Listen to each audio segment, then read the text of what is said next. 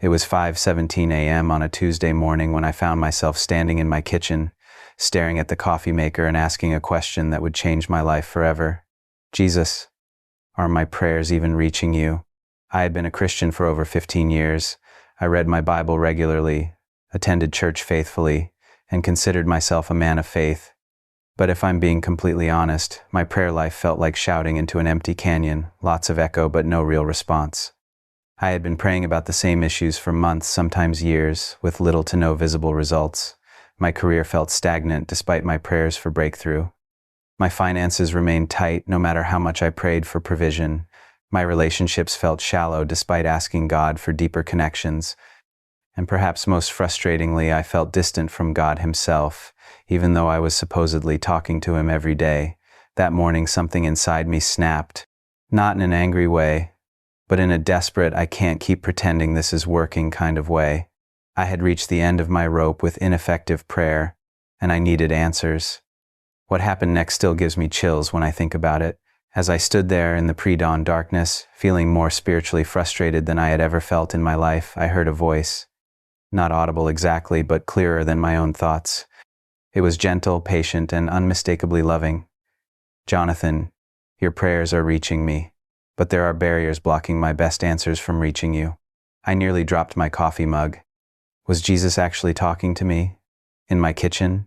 At 5 a.m. on a random Tuesday?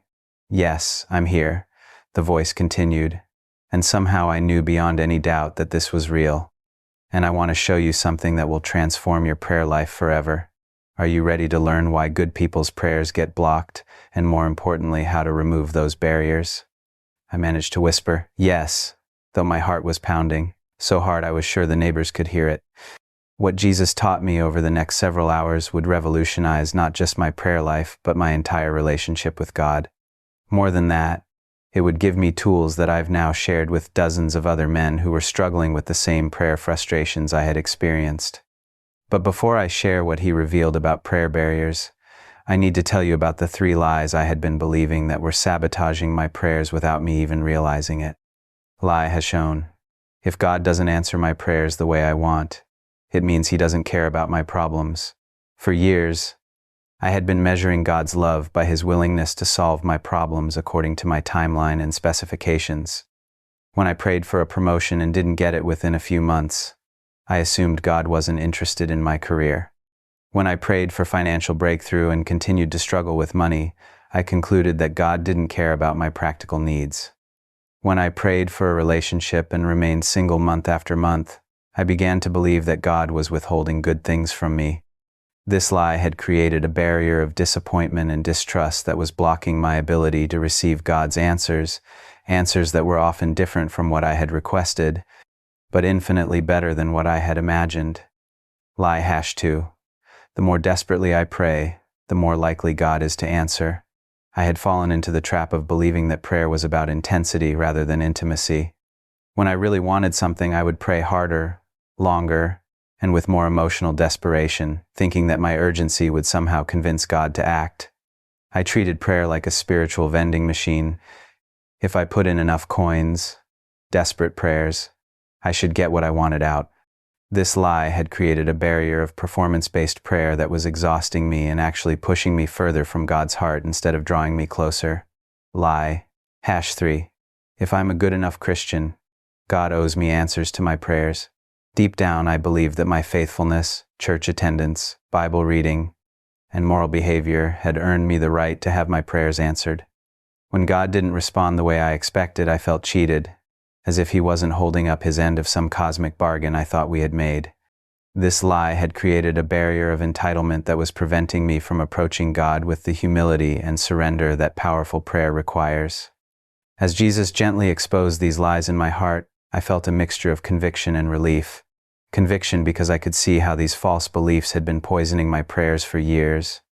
Relief because finally, someone was explaining why my prayer life felt so frustrating and ineffective. Jonathan, Jesus said with infinite patience, these lies have created barriers between your heart and mine. But I want to show you something beautiful. When these barriers are removed, prayer becomes the most powerful and intimate experience you can have with me. I was ready to learn everything He wanted to teach me.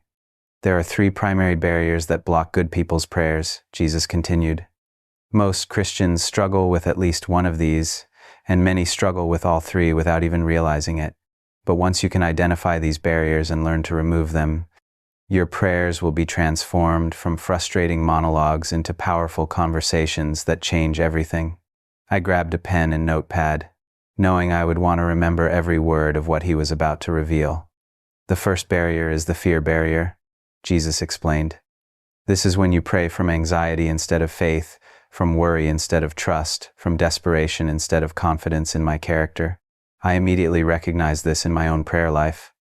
Most of my prayers began with phrases like, God, I'm really worried about, or Lord, I'm afraid that. I had been using prayer time to rehearse my fears instead of declaring his faithfulness. When you pray from fear, Jesus continued, you're actually agreeing with the enemy's lies about your situation instead of agreeing with my truth. Fear-based prayers create more anxiety instead of peace, more doubt instead of faith, more distance instead of intimacy.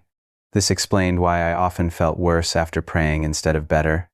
I had been magnifying my problems instead of magnifying God's power. The second barrier is the demanding barrier.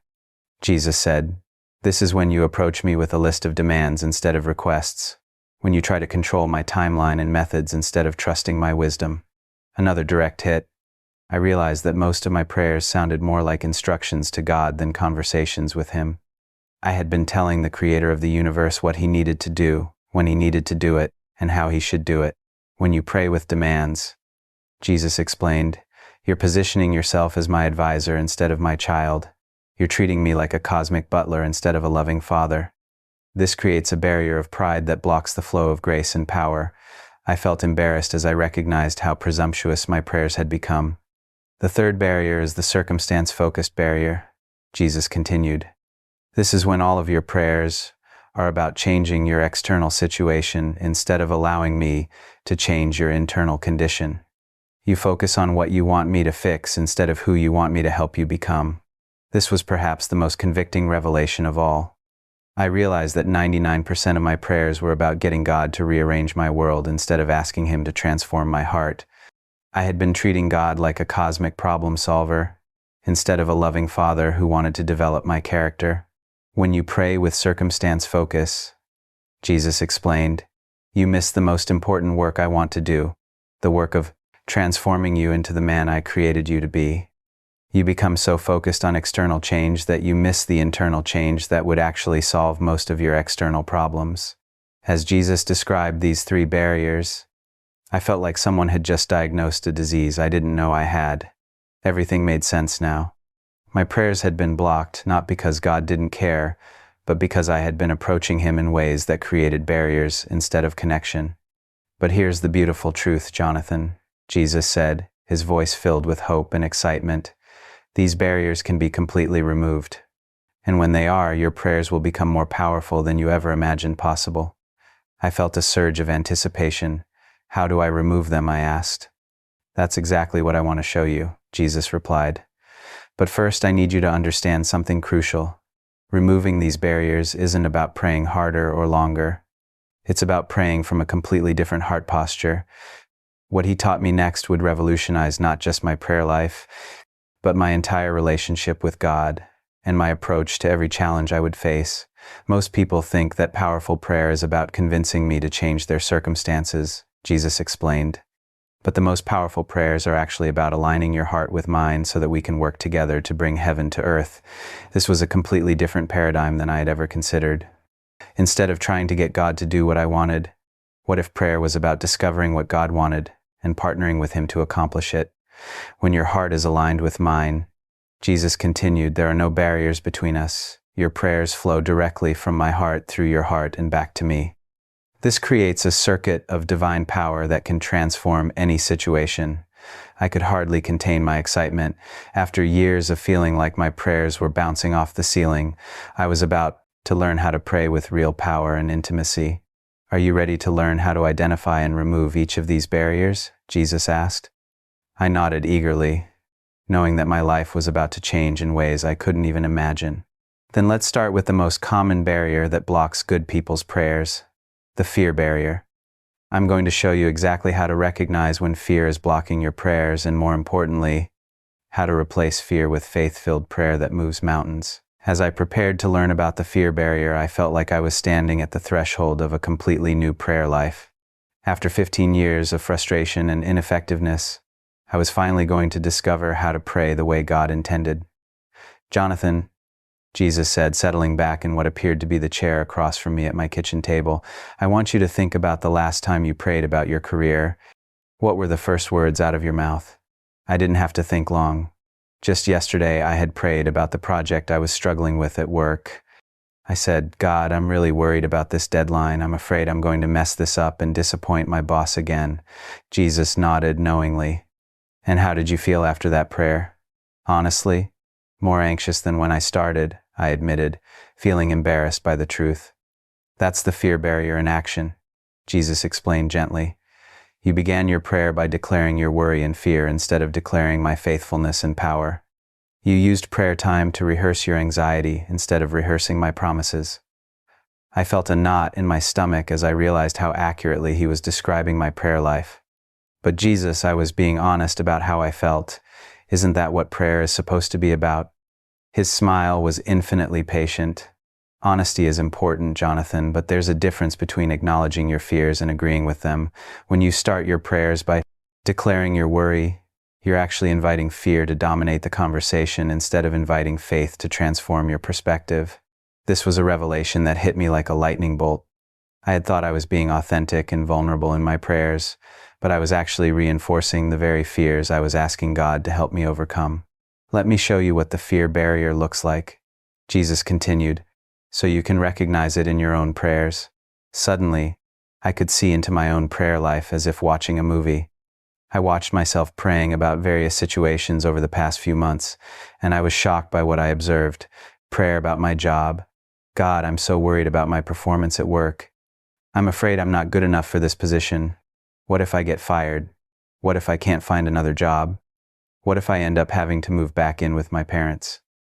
Prayer about my finances. "Lord, I'm really stressed about money. I'm afraid I'll never get ahead financially. What if I can't pay my rent next month? What if something major breaks and I can't afford to fix it?" Prayer about relationships. "God, I'm worried that I'll never find someone to marry. I'm afraid there's something wrong with me.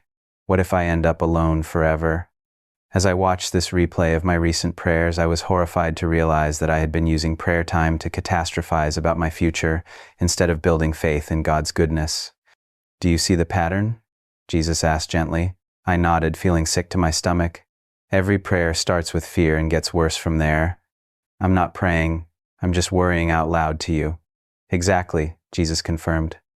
"And here's what you need to understand about the fear barrier. It doesn't just make your prayers ineffective, it actually strengthens the very problems you're praying about." This statement confused me. "What do you mean?" "When you pray from fear," Jesus explained, "you're actually agreeing with the enemy's lies about your situation. You're using the power of prayer to magnify your problems instead of magnifying my solutions. You're declaring what the devil says is true instead of declaring what I say is true." I felt like I had been punched in the gut. "Are you saying that my prayers have been making things worse?" "Not worse necessarily," Jesus replied with compassion, "but they certainly haven't been making things better. Fear-based prayers create more fear, more anxiety, and more distance from me. They keep you trapped in the very mindset that's causing your problems." I thought about how I had been feeling increasingly anxious and distant from God over the past few months, despite praying more frequently. Now I understood why. "But how do I pray about real problems without acknowledging that I'm worried about them?" I asked, genuinely confused about how to change this pattern. "That's the beautiful question," Jesus said, his eyes lighting up. "And the answer is going to transform your entire prayer life. You can acknowledge your concerns without agreeing with your fears. You can be honest about your feelings without letting those feelings dominate your prayers." He leaned forward, and I could sense that what he was about to teach me was crucial. "Here's the key to breaking through the fear barrier," Jesus explained. "Instead of starting your prayers by declaring your fears, start by declaring my character. Instead of rehearsing what could go wrong, rehearse what I can do right. Instead of focusing on the size of your problems, focus on the size of your God." This sounded good in theory, but I needed practical examples. Can you show me what that looks like? Absolutely, Jesus replied. Let's take your prayer about work yesterday.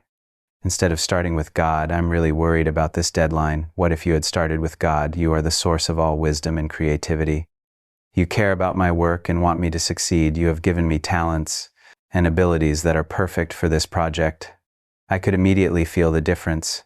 Just hearing those words made me feel more peaceful and confident. Do you feel how different that is?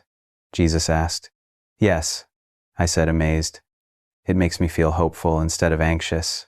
That's because you're agreeing with truth instead of agreeing with lies, Jesus explained. When you start your prayers by declaring my character and promises, you're creating an atmosphere of faith that allows my power to flow freely. I was beginning to understand, but I had another concern. But what if I don't feel faithful when I'm scared?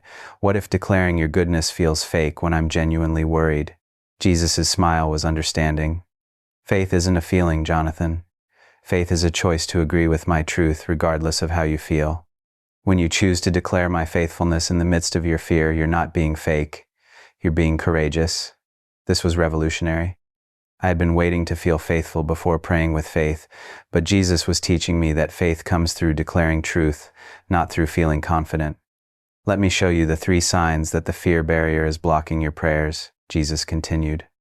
Once you can recognize these signs, you'll be able to catch yourself and redirect your prayers toward faith instead of fear. Sign Hajon. Your prayers make you feel more anxious instead of more peaceful. If you consistently feel worse after praying than you did before, Jesus explained, it's a clear sign that fear is dominating your prayer time. My presence always brings peace, so if your prayers are increasing your anxiety, you're not connecting with my heart. I realized that this had been my experience for months. I had been chalking it up to being realistic about my problems, but now I could see that I had been feeding my fears instead of starving them. Sign #2. Your prayers focus more on problems than on my power. When the fear barrier is active, Jesus continued, you spend most of your prayer time describing your problems in detail and very little time declaring my ability to solve them. You become an expert on your difficulties and a stranger to my promises. This hit home hard. I could see that my prayers had become problem-focused rather than God-focused. I knew more about what was wrong in my life than I knew about what was right about God. Sign #3. Your prayers are filled with what-if scenarios instead of even-if declarations. Fear-based prayers are dominated by worst-case scenario thinking, Jesus explained. What if I lose my job? What if I never get married? What if I can't pay my bills?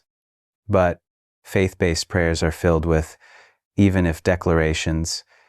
Even if I face challenges at work, you are my provider. Even if I'm single longer than I hoped, you have good plans for my life. I could see the profound difference between these 2 approaches. What if prayers spiraled into anxiety, while even if prayers built confidence in God's character? Now let me show you what happens when you remove the fear barrier. Jesus said, and suddenly I could see a different version of myself praying about the same work situation. I watched this other version of me pray, God, before I share my concerns about this project, I want to declare that you are my wisdom and my strength. You have never given me a challenge without also giving me the ability to handle it. You care about my work and want me to succeed for your glory. Even if this project is difficult, I trust that you will give me everything I need to complete it well. The difference was stunning. This version of me looked peaceful, confident, and connected to God. The prayer felt like a conversation between friends rather than a desperate plea from a distance. Do you see how different that is? Jesus asked. It's completely different, I said, amazed. That version of me seems to actually believe that you're good and that you care about my situation. That's because that version of you is praying from faith instead of fear, Jesus explained. And here's what's beautiful. When you pray from faith, you create an atmosphere where my power can work freely in your situation. I was starting to understand, but I had a practical question. How do I make this change? I've been praying from fear for so long that it feels natural. How do I retrain myself to pray from faith? I'm going to give you a simple tool. Jesus replied, that will help you recognize when fear is creeping into your prayers and redirect toward faith immediately. What he taught me next was so simple that I almost dismissed it, but so powerful that it would transform every prayer I prayed from that day forward. Before you present any request to me, Jesus instructed, ask yourself this question. Am I about to agree with fear or agree with faith? If you're about to rehearse your worries, stop and redirect. Start by declaring one truth about my character instead. This seemed almost too simple to be effective. That's it? That's it, Jesus confirmed. But don't underestimate the power of this simple shift. When you consistently choose to agree with faith instead of fear, you'll discover that your prayers become more powerful, more peaceful, and more intimate. I decided to test this immediately. Can I try praying about my work situation right now using this approach? I'd love that, Jesus replied. I took a deep breath and began. God, before I share my concerns about this project, I want to declare that you are my source of wisdom and creativity. You have equipped me with everything I need to succeed. You care about my work and want me to excel for your glory. Immediately, I felt a shift in my heart. The anxiety that had been gripping me about the deadline began to loosen. Now share your concerns, Jesus encouraged, but from this foundation of faith instead of from a foundation of fear. I continued, Lord, this project is challenging, and I want to do my best work. I'm asking for your wisdom to guide my decisions and your creativity to flow through my efforts. Help me to work with excellence and to trust your timing for the results. When I finished, I felt completely different than I had after my prayer the day before. Instead of feeling more anxious, I felt peaceful and confident. Instead of feeling distant from God, I felt connected and supported.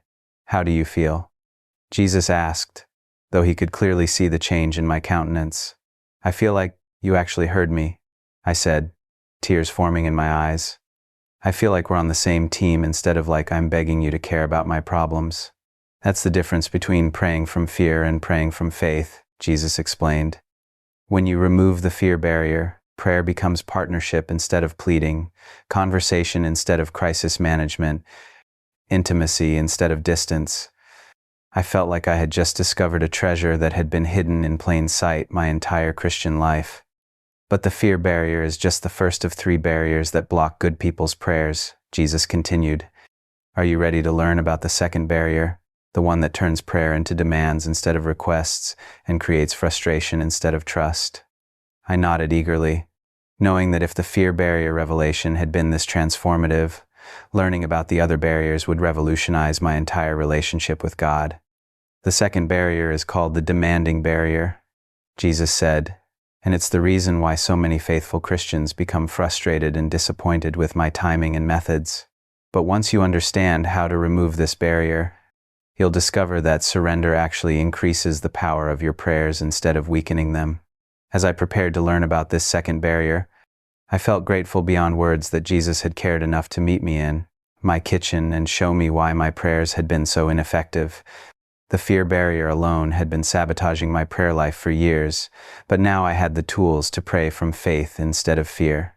Jonathan, Jesus said, his voice gentle but direct, I want you to think about your prayers over the past year. How many of them included phrases like, I need you to, or you have to, or please make this happen by? I felt my face flush with embarrassment as I realized that most of my prayers sounded exactly like that. Just last week I had prayed, God, I need you to open doors for a career change before it's too late. You have to help me find something meaningful before I'm too old to start over. Almost all of them I admitted reluctantly. Jesus nodded knowingly. That's the demanding barrier in action. You've been approaching me as if I'm your employee rather than your father, giving me instructions rather than making requests, trying to control my timeline rather than trusting my wisdom. I felt defensive. But Jesus, isn't that what passionate prayer looks like? Isn't that what it means to pray with boldness and persistence? At 51, I feel like I'm running out of time for some things. His smile was patient but corrective. There's a profound difference between passionate prayer and demanding prayer, Jonathan. Passionate prayer flows from deep trust in my heart. Demanding prayer flows from deep distrust of my timing and methods, and often from fear that time is running out. This distinction hit me like a revelation. I had thought I was being bold and faith-filled in my prayers, but I was actually being controlling and presumptuous, driven by the anxiety that my best years were behind me. Let me show you what the demanding barrier looks like, Jesus continued, so you can see how it's been blocking my best answers to your prayers.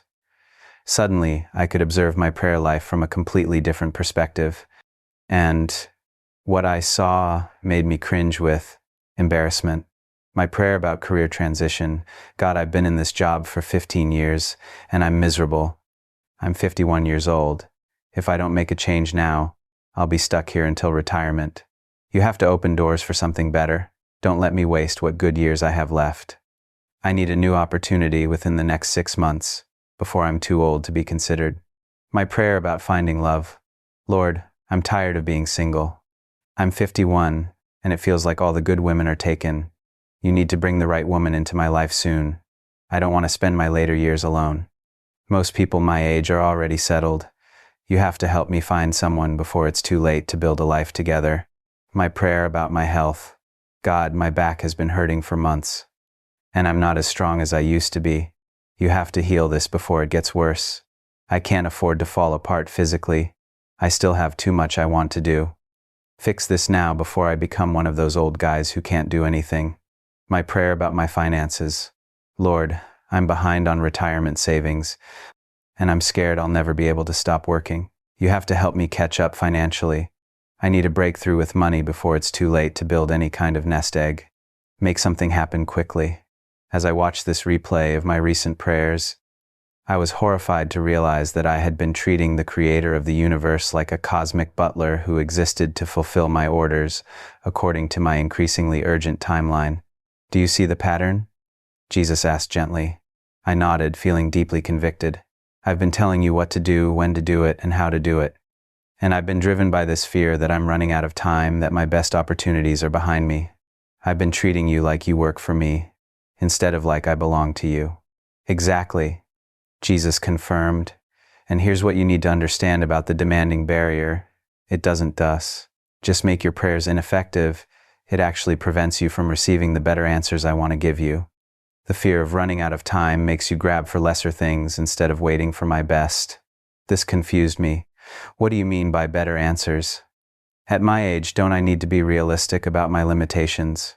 Jonathan, Jesus explained patiently, when you demand specific outcomes according to your timeline, especially a timeline driven by fear of aging, you're essentially telling me that your limited perspective about what's possible at 51 is better than my infinite wisdom about what I can do through a man who's lived long enough to have real wisdom and experience. I had never thought about it that way before. Can you give me an example? Remember 2 years ago when you were desperately demanding that I help you get that management position at your company? Jesus asked. I nodded. I had prayed about that promotion for months, becoming increasingly frustrated when it didn't happen. I had been convinced it was my last chance to advance before being seen as too old for leadership. You were so focused on getting that specific position, driven by fear that it was your last chance, that you completely missed the opportunity I was preparing for you to start consulting independently. An opportunity that would give you more freedom, better income, and the chance to use all the experience you've gained over the past decades. My jaw dropped. He was right. About 6 months after I had given up on that promotion, a former colleague had approached me about doing some consulting work. What started as a small project had grown into a thriving side business that I had been too afraid to pursue full time. You mean, you were answering my prayer, just not in the way I was demanding? And the consulting opportunity was actually better suited for someone my age? Exactly, Jesus replied. At 51, you have knowledge, experience, and credibility that you didn't have at 30. But because you were so focused on controlling the how and when, and so afraid that your age was a liability instead of an asset, you almost missed the what I was actually doing. This was a revelation that shook me to my core. How many of God's answers had I missed because I was too busy demanding that He answer my prayers my way, and too afraid that my age was working against me instead of for me? Let me show you the 3 signs that the demanding barrier is blocking your prayers, Jesus continued. Once you can recognize these signs, you'll be able to shift from demanding to trusting, and that's when you'll start seeing my power work in ways that exceed your expectations, especially in this season of your life. Sign Heshon. You become frustrated when I don't answer according to your timeline, especially when that timeline is driven by age-related fears. When the demanding barrier is active, Jesus explained. You treat my timing like a problem to be solved rather than wisdom to be trusted. You become impatient, frustrated, and even angry when I don't move according to your schedule. At 51, this often gets worse because you feel like time is running out. I immediately recognized this pattern in my own life. I had become increasingly frustrated with God over the past few years, not because He wasn't answering my prayers, but because He wasn't answering them fast enough for what I perceived as my shrinking window of opportunity. Sign #2. Your prayers sound more like urgent instructions than trusting requests. Demanding prayers are filled with commands rather than requests. Jesus continued. Instead of saying, I'm asking for your wisdom about this transition, you say, you need to fix this situation before it's too late. Instead of, I trust you to work this out in your plans. Timing, you say, make this happen now while I still have time. This was painfully accurate. I realized that most of my prayers sounded like I was giving God an urgent to-do list rather than having a conversation with a loving Father who understood my season of life. Sign #3. You're more focused on what you think you're running out of time for than on what I might be preparing you for. When the demanding barrier is in place, Jesus explained, you spend most of your prayer time describing what you're afraid you'll miss out on, and very little time considering what I might be setting you up for. You become so focused on what you think your age prevents that you miss what your age enables. I could see that this had been my approach for years. I had been treating prayer like a race against time rather than a conversation about God's perfect timing for each season of my life. Now let me show you what happens when you remove the demanding barrier, Jesus said, and suddenly I could see a different version of myself praying about the same situations. I watched this other version of me pray about career transition. God, I'm grateful for the experience and wisdom you've given me over these 51 years. I'm feeling called to something new in this season of my life, and I'm asking for your guidance about what that might look like. I trust that you have perfect timing for transitions, and that my age and experience are assets in your hands, not liabilities. If you're preparing a change, help me to be ready. If you want me to bloom where I'm planted, help me find renewed purpose where I am. The difference was striking. This version of me looked peaceful, trusting, and genuinely connected to God. The prayer felt like a conversation between a mature son and a wise father rather than urgent demands from someone afraid of running out of time. Do you see how different that is? Jesus asked. It's completely different, I said, amazed. That version of me actually seems to trust that you know what you're doing and that you see my age as an advantage, not a disadvantage. That's because that version of you is praying from surrender instead of demands, Jesus explained. And here's what's beautiful. When you pray from surrender, especially at this stage of your life, you create space for me to work in ways that utilize all the wisdom, experience, and maturity you've gained. Your 51 years aren't a countdown to missed opportunities. They're preparation for what I want to do next. I was beginning to understand, but I had a concern. But Jesus, doesn't surrender make prayer weak? At my age, shouldn't I be more urgent about the time I have left? His laugh was warm and reassuring. Jonathan, surrender is not weakness. It's the ultimate expression of faith. And at 51, you have something that younger men don't have. The wisdom to know that my timing has always been better than your timing. When you surrender your timeline and methods to me, you're declaring that you trust my heart even when you don't understand my ways. That takes tremendous courage and faith. This was a completely different way of thinking about surrender and about my age. I had always seen surrender as giving up and my age as a limitation, but Jesus was describing surrender as the highest form of trust and my age as preparation for something significant. Let me show you the difference between age-driven panic and mature surrender, Jesus continued. Age-driven panic says, I'm running out of time, so God better hurry up and give me what I want. Mature surrender says, I trust that God has been preparing me for 51 years for whatever He has next, and His timing is perfect. I could see the profound difference. Mature surrender was actually more faith-filled than my demanding prayers had been, and it honored the journey God had taken me on rather than treating my age as a problem to overcome. But how do I make this shift practically? I asked. I've been praying with demands for so long, and the older I get, the more urgent everything feels. How do I learn to surrender without wasting? At the time I have left, I'm going to give you a simple tool, Jesus replied. that will help you recognize when you're slipping into demanding mode and redirect towards surrender immediately. What he taught me next was so practical that I knew I could implement it immediately, yet so powerful that it would transform my entire approach to prayer and to this season of my life. Before you present any request to me, Jesus instructed, ask yourself this question: am I trying to control God's answer because I'm afraid of my age? Or am I trusting God's heart because I believe He's been preparing me for this moment? If you're trying to control the outcome out of fear, stop and redirect. Start by declaring your trust in my perfect timing and my ability to use every year of your life purposefully. This seemed simple but profound. Can you show me what that looks like? Absolutely, Jesus replied. Let's take your desire for a meaningful relationship. Instead of praying, God, you need to bring someone into my life soon before I'm too old to start over, what if you prayed, God, I trust that you've been preparing me through every experience of these 51 years to be the man you want me to be. If you have someone in mind for me, I trust your timing. Help me to be the best version of myself while I wait, and to trust that my maturity and life experience are gifts I can offer, not obstacles to overcome. I could immediately feel the difference. The first prayer felt desperate and anxious. The second prayer felt trusting and hopeful. Do you feel how different that is? Jesus asked. Yes, I said, amazed. The second prayer makes me feel like my age and experience are actually valuable, and like we're partners working together instead of like I'm trying to beat the clock. That's exactly right, Jesus confirmed.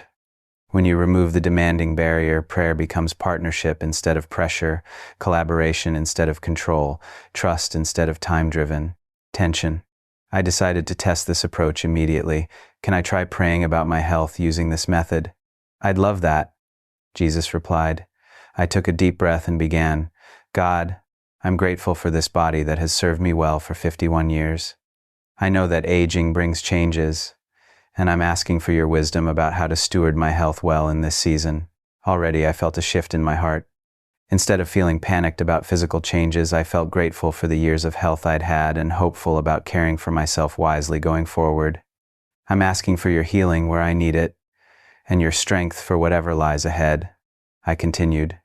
Help me to see this season not as decline, but as an opportunity to trust you in new ways and to take better care of the body you've given me.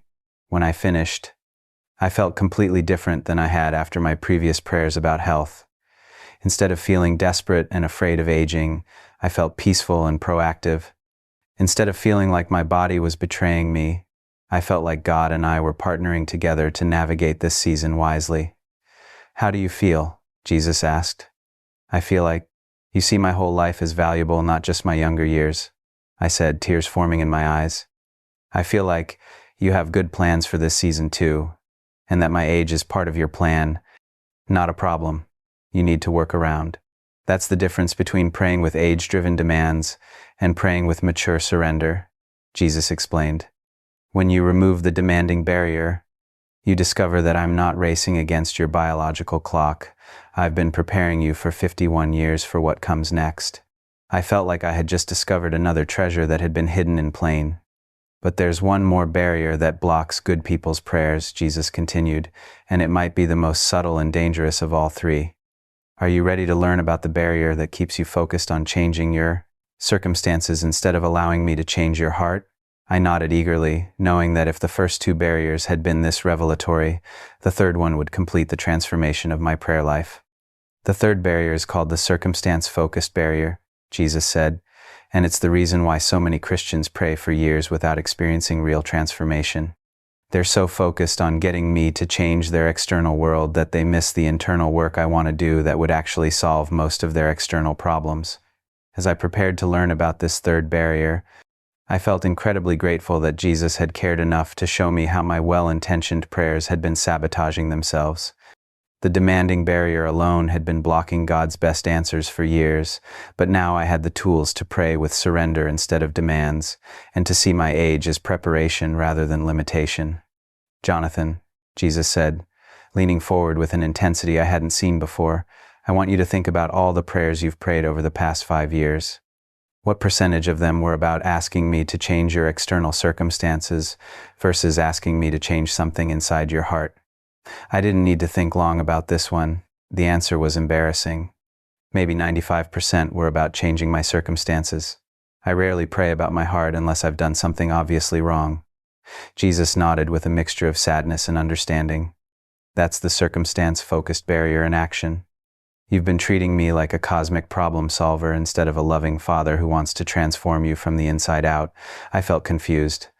But, Jesus, isn't it normal to pray about real problems? I mean, I do have actual circumstances that need to change, my job situation, my singleness, my financial concerns. These aren't just heart issues. His smile was gentle but revealing.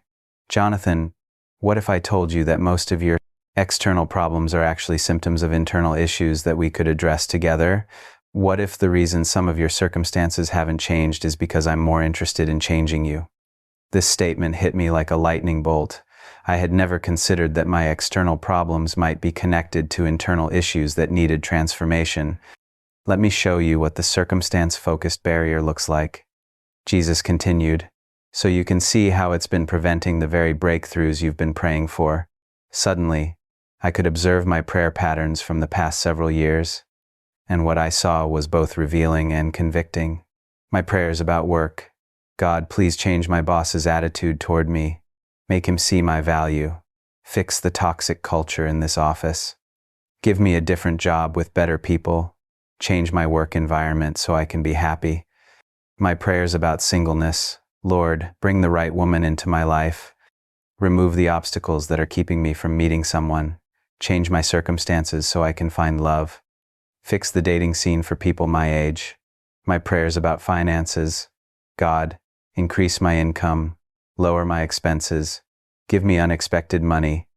Change my financial situation so I don't have to worry about retirement. My prayers about loneliness. Father, bring more friends into my life. Change my social situation. Put me in environments where I can meet like-minded people. Fix my social circumstances.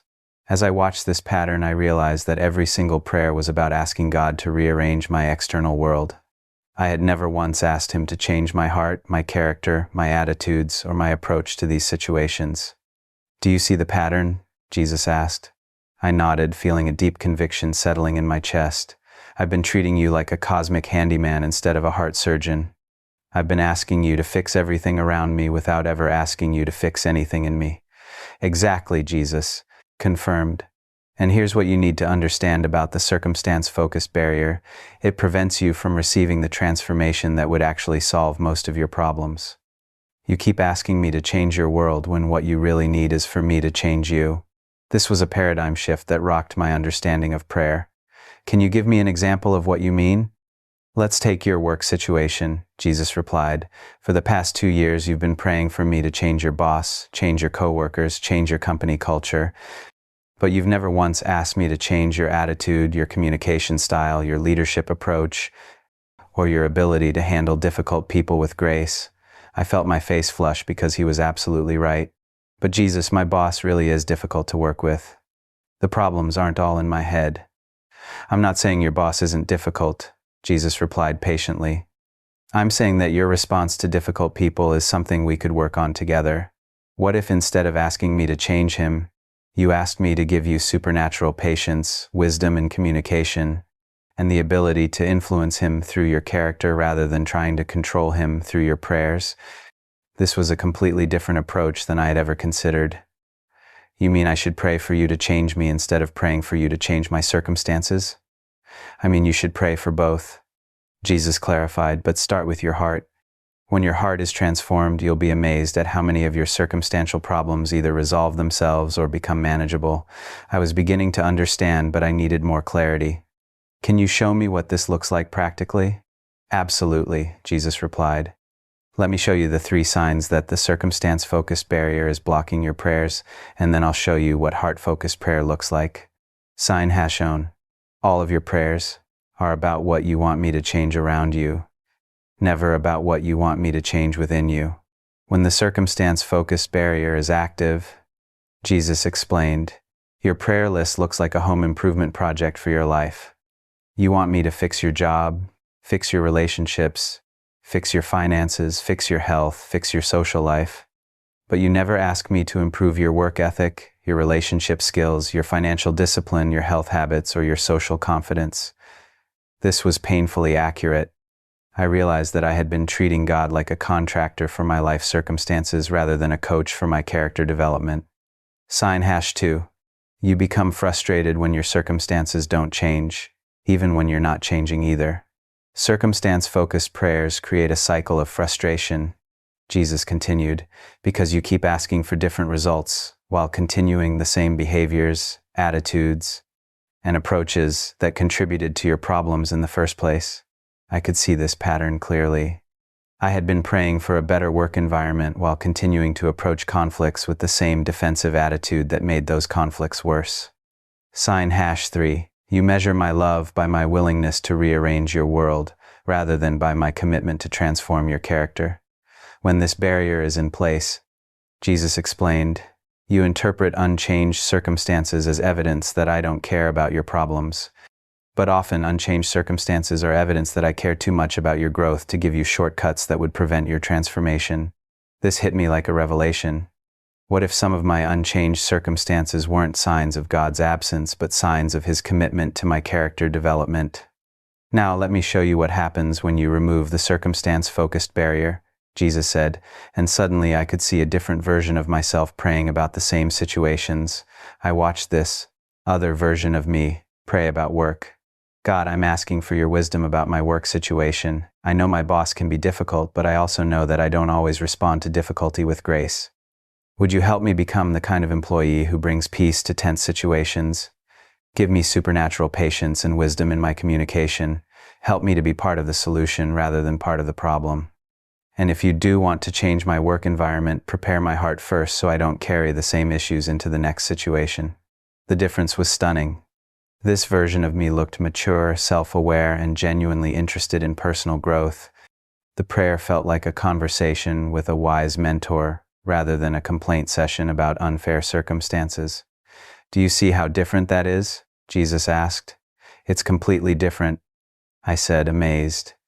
That version of me actually takes responsibility for his part in the problems and seems genuinely interested in becoming a better person, not just having an easier life. That's because that version of you understands that I'm more interested in your character than your comfort, Jesus explained. And here's what's beautiful. When you focus on heart change, circumstantial change often follows naturally. This was revolutionary. You mean that changing my heart could actually change my circumstances? Think about it, Jesus replied. If you became the kind of person who handled conflict with wisdom and grace, how might that change your work relationships? If you developed genuine confidence and social skills, how might that affect your dating life? If you grew in financial discipline and contentment, how might that impact your money stress? I could see it clearly. Many of my circumstantial problems were actually the result of character issues I had never addressed. But how do I make this shift practically? I asked. I've been focused on circumstances for so long that I'm not even sure what heart change prayers would look like. I'm going to give you a simple tool, Jesus replied, that will help you identify the heart issues behind your circumstantial prayers and redirect toward transformation. What he taught me next was so practical that I could implement it immediately, yet so powerful that it would revolutionize my entire approach to personal growth and problem solving. Before you ask me to change any circumstance, Jesus instructed, ask yourself this question: what kind of person would handle this situation well, and how can I become that person? Then pray for heart change first, and circumstantial change second. This seems simple but profound. Can you show me what that looks like with my dating situation? Absolutely, Jesus replied. Instead of praying, God, bring the right woman into my life and change my circumstances so I can meet someone, what if you prayed, God, help me become the kind of man who would be a great husband. Show me any areas of selfishness, immaturity, or emotional unavailability that I need to address.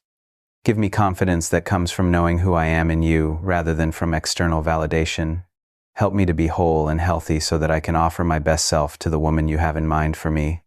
And if you want to change my circumstances to help me meet her, I trust your timing. I could immediately feel the difference. The first prayer felt needy and externally focused. The second prayer felt mature and growth-oriented. That's incredible, I said. The second prayer makes me feel hopeful about becoming a better person, not just desperate for different circumstances. Exactly, Jesus confirmed. And here's what often happens.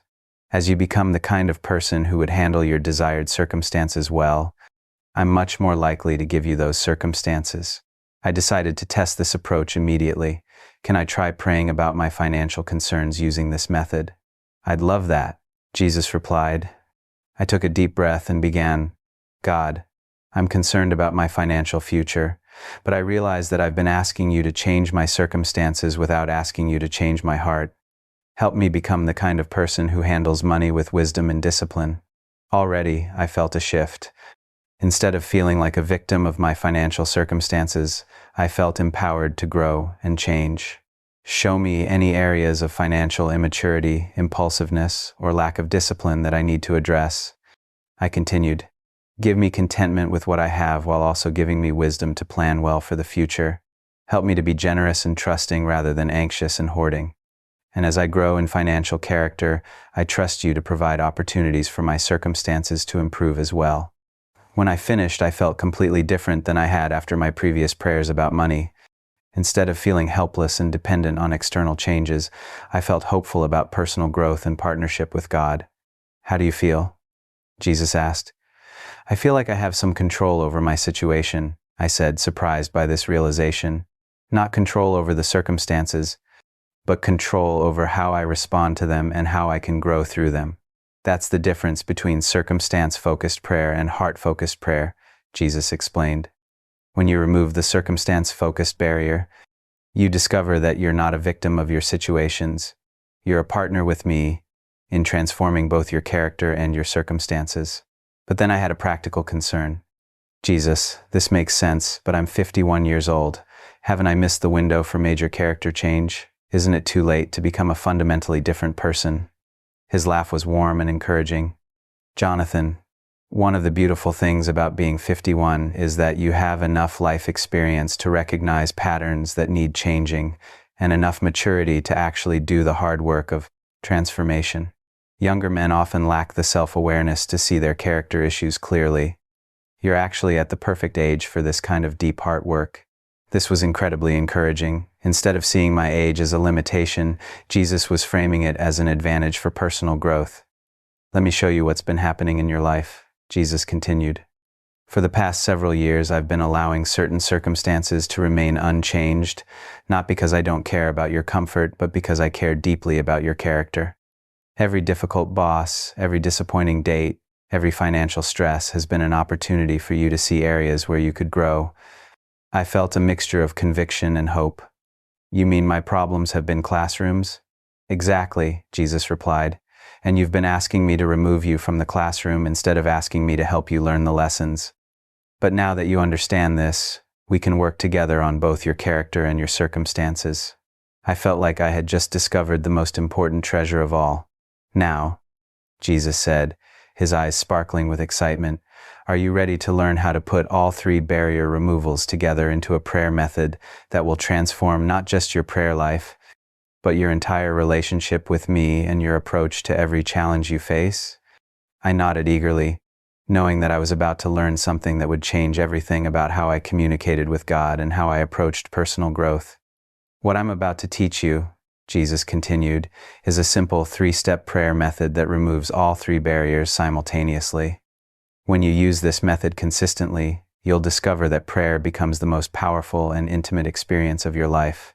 As I prepared to learn this 3-step method, I felt grateful beyond words that Jesus had taken the time to show me how my well-intentioned prayers had been sabotaging themselves.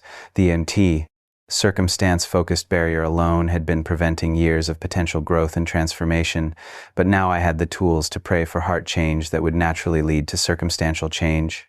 Jonathan, Jesus said, his voice filled with anticipation, everything I've shown you about the 3 barriers has been preparation for this moment.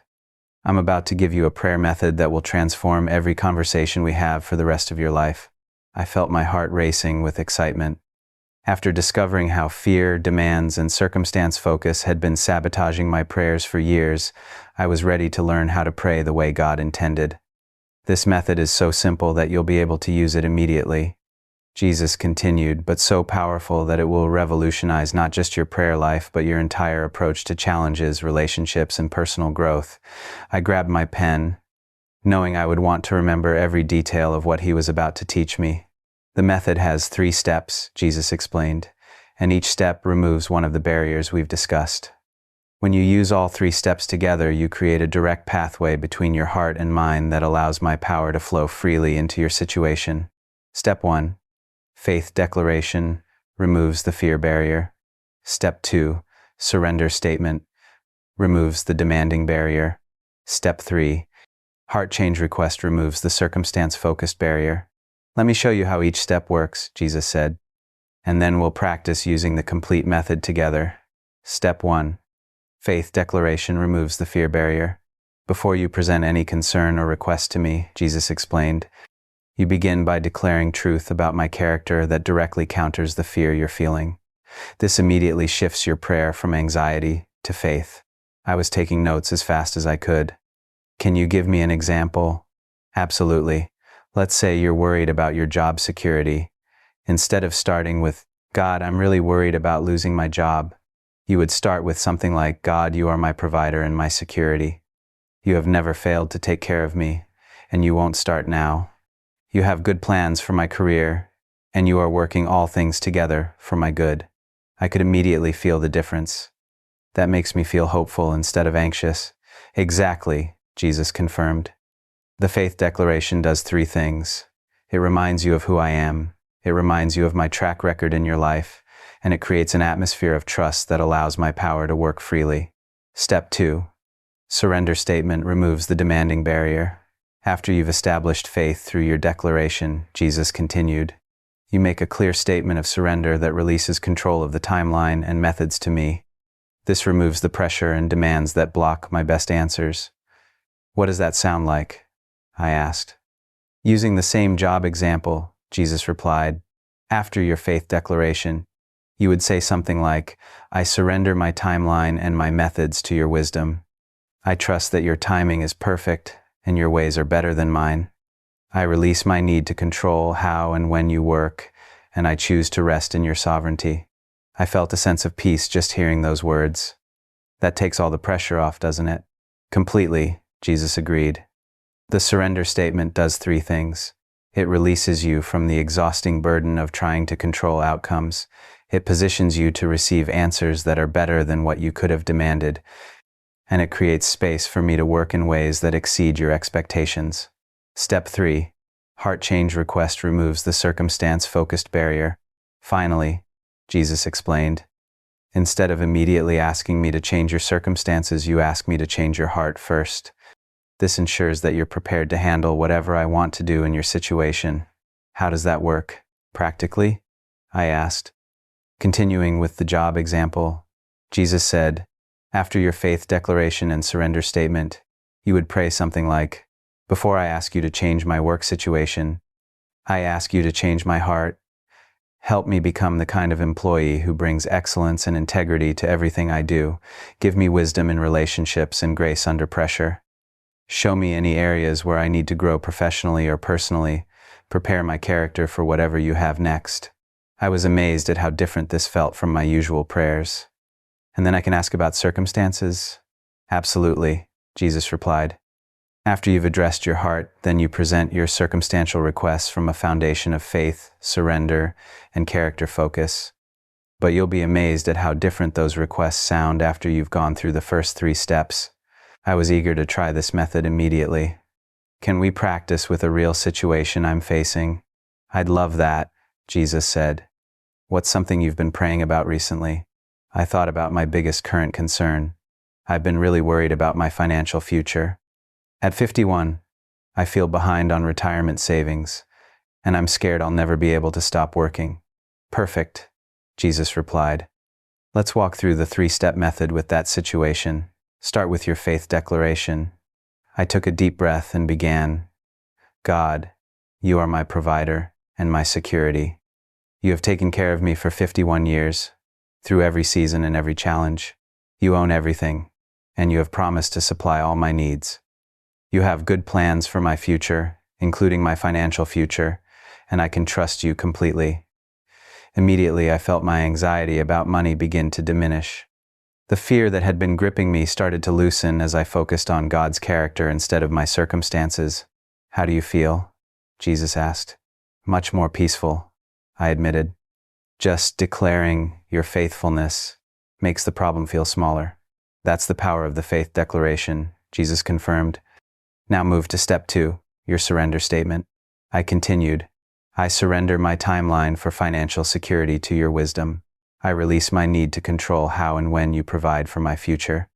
I trust that your timing is perfect, and your methods are better than anything I could plan or demand. I choose to rest in your sovereignty over my finances." As I spoke these words, I felt a weight lift off my shoulders. The desperate urgency I had been feeling about money began to transform into peaceful trust. "Now for step 3, Jesus encouraged, your heart change request. Before I ask you to change my financial circumstances, I prayed, I ask you to change my heart. Help me become the kind of person who handles money with wisdom and discipline. Show me any areas of financial immaturity, impulsiveness, or poor stewardship that I need to address. Give me contentment with what I have while also giving me wisdom to plan well. Help me to be generous rather than fearful, trusting rather than anxious. Prepare my character to handle whatever financial blessings or challenges you have ahead." When I finished this step, I felt completely different than when I had started the prayer. Instead of feeling like a victim of my financial circumstances, I felt empowered to grow and partner with God in addressing the situation. "Now," Jesus said, "present your circumstantial requests from this foundation." "God," I continued, "I'm asking for your wisdom about my financial future. Help me make wise decisions about saving, investing, and planning for retirement. Open doors for increased income, if that's part of your plan. Give me opportunities to use my skills and experience in ways that provide for my needs. And help me to trust you completely, whether you provide through dramatic increase or through supernatural contentment with what I have." When I finished the complete prayer, I sat in stunned silence for a moment. The difference between this prayer and my usual financial prayers was like the difference between a mature conversation and a child's tantrum. "How do you feel now?" Jesus asked, though he could clearly see the transformation in my countenance. "I feel like we're actually partners in solving this problem," I said, tears forming in my eyes. "I feel hopeful about growing as a person, not just desperate for different circumstances. And I feel like you actually heard me and care about my situation." "That's the power of removing all 3 barriers," Jesus explained. "When you pray with faith instead of fear, surrender instead of demands, and heart focus instead of circumstance focus, you create a direct connection between your heart and mine." I was amazed at how different I felt. It's like the difference between shouting across a canyon and having a face-to-face conversation. "Exactly," Jesus confirmed. "And here's what's beautiful. When you pray this way consistently, you'll start to see changes in both your character and your circumstances that you never experienced with barrier-filled prayers." I had a practical question. How do I remember to use this method when I'm stressed or upset? Won't I naturally fall back into my old patterns? "That's a great question," Jesus replied. "Let me give you a simple way to remember the 3 steps, and then I'll show you how to practice this method until it becomes natural." He taught me an acronym that I could use to remember the method. FSH,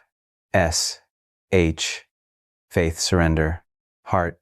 Whenever you're about to pray about a concern, Jesus explained, just remember FSH. Faith declaration first, surrender statement second, heart change request third. Then present your circumstantial requests from that foundation. This was simple enough that I knew I could remember it even when I was anxious or upset. "Now let me show you how to practice this method," Jesus continued, "so it becomes as vast, natural as breathing."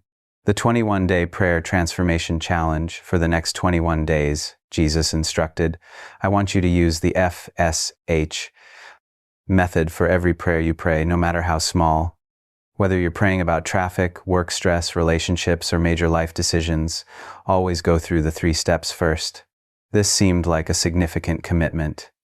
Every prayer, Jesus confirmed. The goal is to retrain your prayer reflexes so that faith, surrender, and heart focus become your natural starting points. instead of fear, demands, and circumstance focus. He gave me specific instructions for the challenge. Week 1. Focus on faith declarations. Spend extra time on step 1.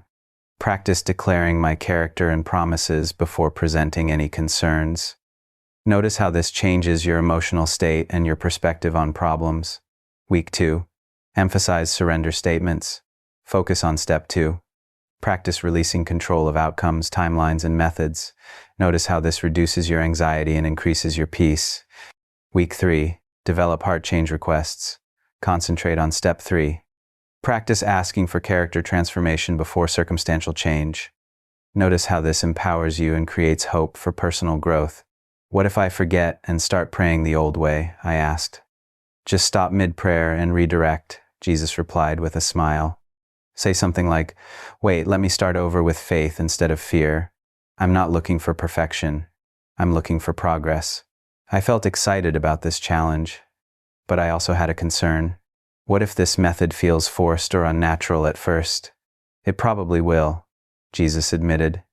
You've been praying with barriers for years, so barrier-free prayer will feel different initially, but stick with it. Within a few weeks, this method will feel more natural than your old patterns, and you'll never want to go back to barrier-filled prayers, the promise that changed everything. As our conversation began to wind down, Jesus made me a promise that gave me incredible hope for the future. Jonathan, he said, looking directly into my eyes, if you commit to using this 3-step method consistently for the next 21 days, I promise you 3 things. Promise 1, your anxiety will decrease significantly. When you consistently start with faith declarations instead of fear rehearsals, you'll find that worry has much less power over your mind and emotions. Promise 2, your sense of partnership with me will increase dramatically. When you pray with surrender and heart focus, you'll discover that we're working together on your problems instead of you begging me to fix things while you remain unchanged. Promise 3, you'll start seeing breakthrough in areas where you've been stuck for years. When you remove the barriers that have been blocking your prayers, you'll be amazed at how I can work in situations that seemed hopeless. These promises filled me with anticipation and hope. But remember, Jesus added, the goal isn't just to get better results from prayer. The goal is to develop the kind of intimate relationship with me that makes prayer the most natural and powerful part of your daily life. As I sat there in my kitchen, looking at the notes I had taken during this incredible encounter, I felt like my entire understanding of prayer had been revolutionized. The 3 barriers that had been sabotaging my prayers for years now seemed so obvious, and the 3-step method for removing them felt like a treasure beyond price. Jesus, I said, my voice filled with gratitude. Thank you for caring enough about my prayer life to show me all of this. I feel like I'm about to experience a completely different relationship with you. His smile was radiant. Jonathan, this is just the beginning. When you learn to pray without barriers, you'll discover that I want to be involved in every aspect of your life in ways you've never imagined. Are you ready to start this journey? I nodded eagerly, knowing that my life was about to change in ways I couldn't even foresee. Then let's begin your 21-day transformation, Jesus said. And remember, I'll be with you every step of the way, helping you learn to pray the way I always intended. 3 weeks later, I sat in the same kitchen chair where Jesus had first appeared to me, staring at the journal I had kept during my 21-day prayer transformation challenge. The pages were filled with notes, observations, and breakthrough moments that seemed almost too good to be true. As if he had been waiting for this exact moment, Jesus appeared again, settling into the chair across from me with a knowing smile. So, he said, his eyes twinkling with anticipation, how did it go? I looked down at my journal, hardly knowing where to begin. Jesus, I don't even know how to describe what happened. It's like I've been living in a completely different reality for the past 3 weeks. Tell me about it. He encouraged, though I could see in his expression that he already knew every detail of my journey. I flipped to the first page of my journal. The first few days were harder than I expected. Breaking the habit of starting prayers with worry and complaints felt almost impossible. Days 1 to 3. The awkward beginning. I remember my first attempt at using the FSH method. I continued, reading from my notes. I was stuck in traffic, running late for a meeting, and I started to pray my usual panic prayer. God, this traffic is terrible. I'm going to be late. Please make these cars move faster. Jesus chuckled. But you caught yourself. Barely, I admitted. Halfway through complaining, I remembered what you taught me. I felt ridiculous stopping mid-prayer to start over, but I did it. I said, "Wait, let me try this again with faith instead of fear." I read from my journal entry, Day 1, First F, SH, Prayer in Traffic. God, you are sovereign over my schedule and my day. You care about my responsibilities and want me to succeed. I surrender my timeline and my need to control traffic to your wisdom. Before I ask you to change my circumstances, help me become the kind of person who handles delays with grace and trust. Now, if it's your will, please help traffic flow smoothly, but either way, help me arrive with a peaceful heart. How did you feel after that prayer? Jesus asked. Completely different, I said, amazed even now at the memory. Instead of arriving at my meeting stressed and frazzled, I walked in calm and confident. And the crazy thing is, traffic did start moving right after I prayed, but more importantly, I didn't need it to move for me to feel okay. Jesus nodded approvingly. That's the power of removing the barriers. You discovered that your peace didn't depend on changed circumstances. Days 4 to 7, the resistance phase, the second phase was the hardest, I continued, flipping to the next section of my journal. My old prayer patterns fought back hard. It was like my brain was addicted to worry-based prayers. I read from my notes. Day 5, caught myself praying the old way about work stress, money concerns, and dating frustrations at least 6 times today. Each time I had to stop and redirect using F, S, H, feeling frustrated with how ingrained these patterns are. But you didn't give up, Jesus observed. Only because you had warned me this would happen, I replied. You told me to expect resistance, so when it came, I knew it was normal rather than evidence that the method wasn't working. I found another entry. Day 7. Something shifted today. When I started to pray with fear about my job situation, I actually felt uncomfortable continuing that way. It was like my spirit was rejecting the old pattern. The F, S, H method is starting to feel more natural. Days 8 to 14, the breakthrough week. Week 2 was when everything changed, I said, my voice filled with excitement as I remembered. That's when I started seeing actual results in my circumstances, not just in my prayer experience. Jesus leaned forward with interest. Tell me about the work situation. I flipped to a page marked with several exclamation points. Day 10, breakthrough at work. Used F, S, H method to pray about the conflict with my boss. Instead of asking God to change him, I asked God to change my heart and give me wisdom for the relationship. Felt prompted to apologize for my defensive attitude and ask my boss for feedback on how I could improve. He was completely shocked and opened up about his own stress. We had the best conversation we've ever had. What happened after that?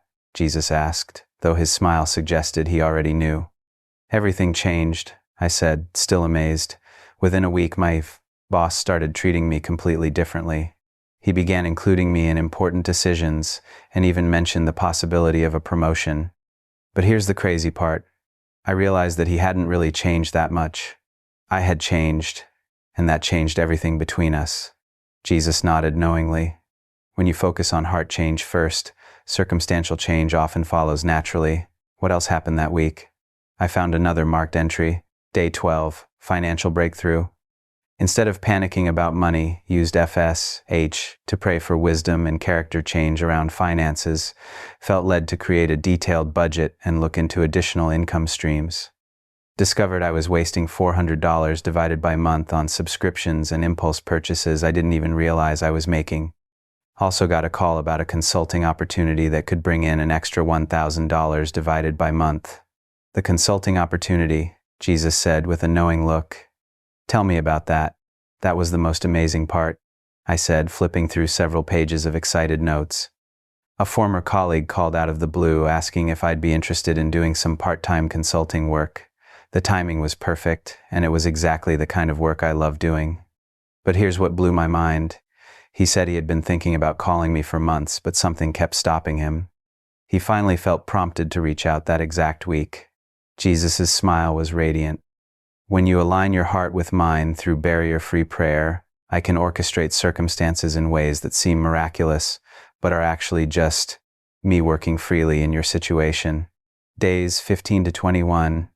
The transformation becomes natural. The final week was when I realized this wasn't just a temporary experiment. I said, reading from my most recent entries, the F.S. method had become my natural way of praying. Day 18. Realized today that I automatically started with a faith declaration when I got worried about my health. Didn't have to force it or remember to do it. It just felt natural to declare God's goodness before expressing my concerns. What happened with your health concerns? Jesus asked. Another breakthrough, I said, shaking my head in amazement.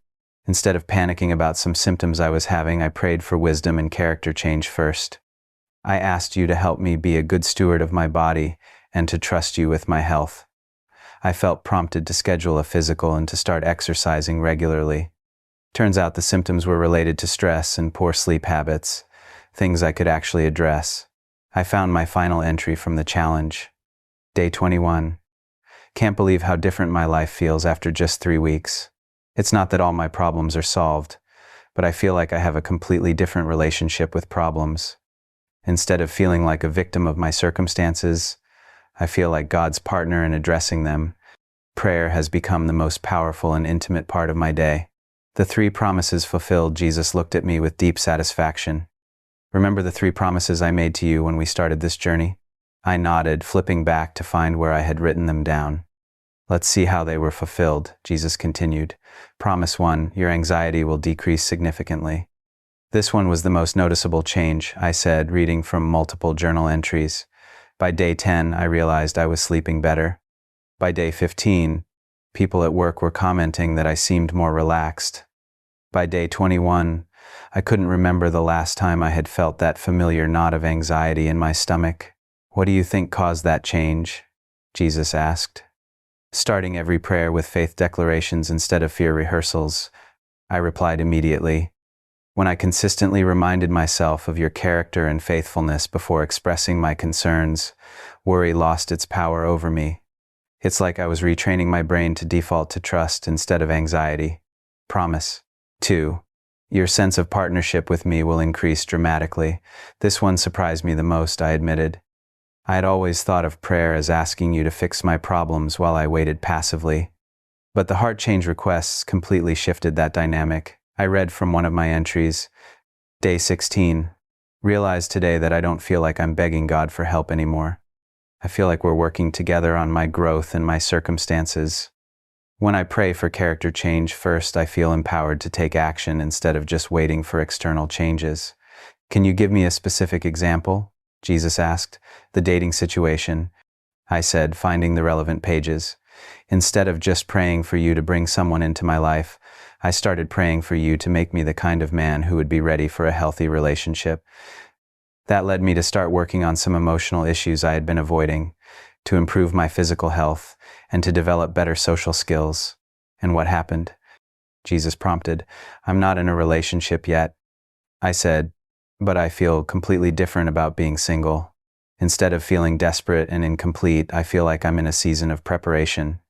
And I've actually started enjoying social activities again instead of seeing them as hunting grounds for a wife. Promise 3. You'll start seeing breakthrough in areas where you've been stuck for years. This promise was fulfilled in ways I never expected. I said, flipping through pages of breakthrough stories. The work situation, the financial stress, the health concerns, even my relationship with my family, areas where I had been praying for years without seeing change, suddenly started shifting. What do you think was different? Jesus asked. I stopped trying to control your answers. I replied. The surrender statements freed you to work in ways I had never considered, and the heart change requests prepared me to receive and handle your answers. I found a specific example. Day 19. Breakthrough with my brother. We've had tension for years, and I've been praying for God to change his attitude. Today I prayed for God to change my heart toward him first, felt prompted to call and apologize for my part in our conflicts. He was so surprised that he opened up about his own struggles. We talked for 2 hours and made plans to get together next month. The unexpected bonus, intimacy with God. But there was something you didn't promise that happened anyway. I said, looking up from my journal, something I wasn't expecting. What's that? Jesus asked, though his expression suggested he knew exactly what I was about to say. I fell in love with prayer, I said, my voice filled with emotion. For the first time in my life, prayer became something I looked forward to instead of something I felt obligated to do. I read from one of my later entries. Day 20, realized today that I've been praying multiple times throughout the day, not because I have problems to solve, but because I enjoy talking with God. Prayer has become a conversation with my best friend instead of a crisis hotline. That's the most important transformation of all, Jesus said, his eyes shining with joy. When you remove the barriers that block intimacy, prayer becomes what it was always meant to be, a love relationship between a father and his child. The method becomes a lifestyle. The amazing thing is that the FSH method started affecting more than just my formal prayer times, I continued. It began changing how I think about problems in general. I found an entry that captured this perfectly. Day 17. Caught myself using the FSH approach in a difficult conversation at work today. Instead of reacting with fear or trying to control the outcome, I mentally declared God's faithfulness, surrendered the results to Him, and asked Him to help me respond with wisdom and grace. The conversation went better than I could have imagined. The 3-step method became a way of approaching life, not just prayer, I explained to Jesus. Faith instead of fear, surrender instead of control, heart change instead of blame. It's like you gave me a new operating system for handling challenges, the ripple effects. And the changes didn't just affect me, I continued, flipping to some of my most recent observations. People around me started noticing and commenting on the difference. I read from my notes. Day 21. My coworker Sarah asked me what was different about me lately. She said I seemed more peaceful and confident. When I told her about learning to pray differently, she asked if I could teach her. Ended up having an amazing conversation about faith. That's how transformation works, Jesus explained. When you change from the inside out, it affects everyone around you. Your barrier-free prayers didn't just change your circumstances, they changed you into the kind of person who influences others toward faith and peace. Looking forward. As I closed my journal, I felt overwhelmed with gratitude for what had happened in just 3 weeks. Jesus, I said, I can't believe how much my life has changed. But I have to ask, what happens now? How do I make sure I don't slip back into my old patterns? His smile was reassuring. The beautiful thing about the FSH method is that once you experience the power and intimacy of barrier-free prayer, you won't want to go back to the old way. It would be like choosing to eat stale bread when you have access to a feast. But I want to keep growing, I said. I want to go deeper in this relationship with you. Then you're ready for the next level, Jesus replied, his eyes lighting up with excitement. What I've taught you about removing barriers is just the foundation. Are you ready to learn how to pray with the kind of power and authority that can change not just your own life, but the lives of everyone around you? I felt my heart racing with anticipation. Absolutely. Then let's talk about how to move from barrier-free prayer to breakthrough prayer, Jesus said. It's time to learn how to pray the way I taught my disciples to pray, with the confidence and authority of someone who knows they are deeply loved and completely empowered by their Father. As I prepared to learn about this next level of prayer, I felt grateful beyond words for the journey I had already taken. The 21-day transformation had proven that removing barriers wasn't just a nice theory, it was a practical method that produced real results in real life. But apparently, this was just the beginning. Jonathan, Jesus said, settling back in his chair with an expression of deep satisfaction, you've learned to remove the barriers that were blocking your prayers. Now I want to teach you something that will take your prayer life to a completely different level. I felt a thrill of anticipation. The past 3 weeks had already transformed my relationship with God beyond anything I had imagined possible. The idea that there was even more to discover filled me with excitement. What you've experienced so far, Jesus continued, is the foundation of powerful prayer. You've learned to approach me with faith instead of fear, surrender instead of demands, and heart focus instead of circumstance focus. But now I want to show you how to pray with the same authority and confidence that I gave my disciples. This caught my attention immediately. You mean I can pray the way the disciples prayed? Not just the way they prayed, Jesus replied with a smile that made my heart race, but with the same authority they had. You see, Jonathan, barrier-free prayer prepares you for breakthrough prayer. And breakthrough prayer is what changes not just your life, but the lives of everyone around you. I grabbed my pen, knowing I was about to learn something that would revolutionize my understanding of what prayer could accomplish. Let me show you the difference between barrier-free prayer and breakthrough prayer, Jesus said, and suddenly I could see two different versions of myself praying about the same situation. Barrier-free prayer version. God, you are faithful and good. I surrender my concerns about my friend Mike's marriage to your wisdom.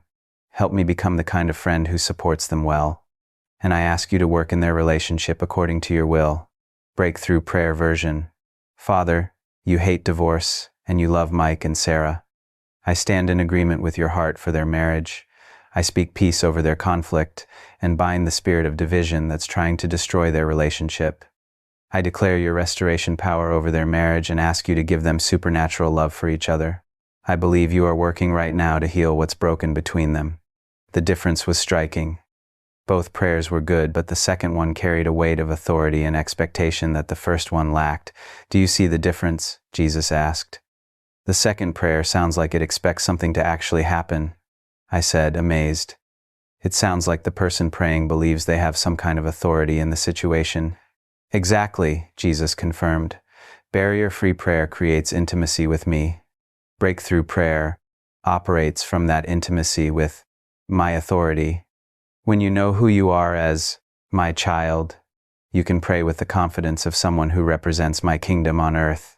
This was a completely new concept for me. But Jesus, don't I need to be more spiritually mature to pray with that kind of authority? I mean, I just learned how to pray without barriers 3 weeks ago. His laugh was warm and encouraging. Jonathan, spiritual maturity isn't about how long you've been a Christian or how much you know about theology. It's about how deeply you understand my love for you and how completely you trust my heart. The past 3 weeks have prepared you for this more than years of religious activity ever could. The 3 pillars of breakthrough prayer, Jesus explained, is built on 3 pillars that grow naturally out of barrier-free prayer. When you understand these 3 pillars, you'll be able to pray with the same authority I gave my disciples. Pillar 1, identity authority, knowing who you are. Pillar 2, kingdom authority, knowing what you carry. Pillar 3, love authority, knowing why you pray. Let me show you how each pillar works, Jesus said, and then we'll practice breakthrough prayer together. Pillar 1, identity authority, knowing who you are. The first pillar of breakthrough prayer, Jesus began, is understanding your identity as my beloved child. When you truly grasp who you are in me, you pray with the confidence of someone who belongs in my presence and has the right to make requests. I was taking notes furiously. Can you explain what you mean by identity authority? Think about it this way, Jesus replied. If a stranger walked into the White House and demanded to speak with the president, security would remove them immediately. But if the president's child walked in and asked to speak with their father, they would be welcomed immediately. Same building, same request, completely different authority based on relationship. This analogy made perfect sense. So my identity as your child gives me authority in prayer? Exactly, Jesus confirmed. But here's what most Christians miss. They pray like strangers trying to get God's attention instead of children talking to their loving Father. They beg and plead instead of making confident requests based on their relationship. He showed me the difference. Stranger prayer. God, if you're listening, I hope you might consider helping my friend. I know I don't deserve anything, but maybe you could find it in your heart to do something. Child prayer. Father, you love my friend even more than I do. I'm asking you to work in his situation because I know you want his best. I'm confident you'll answer because you're good and I'm your child. The difference was profound. The second prayer sounds like it comes from someone who actually believes they're loved and welcomed. That's identity authority in action, Jesus explained. When you pray from your identity as my beloved child, you approach me with confidence, not cowering. You make requests based on my character and our relationship, not on your performance or worthiness. Pillar 2, kingdom authority, knowing what you carry. The second pillar, Jesus continued, is understanding that as my follower you carry my kingdom authority wherever you go. You're not just praying to me, you're praying with me as my representative on earth. This concept was even more revolutionary. What does that mean practically? It means that when you pray, Jesus explained, You're not just asking me to do something from heaven. You're partnering with me to bring heaven's reality into earth's situations.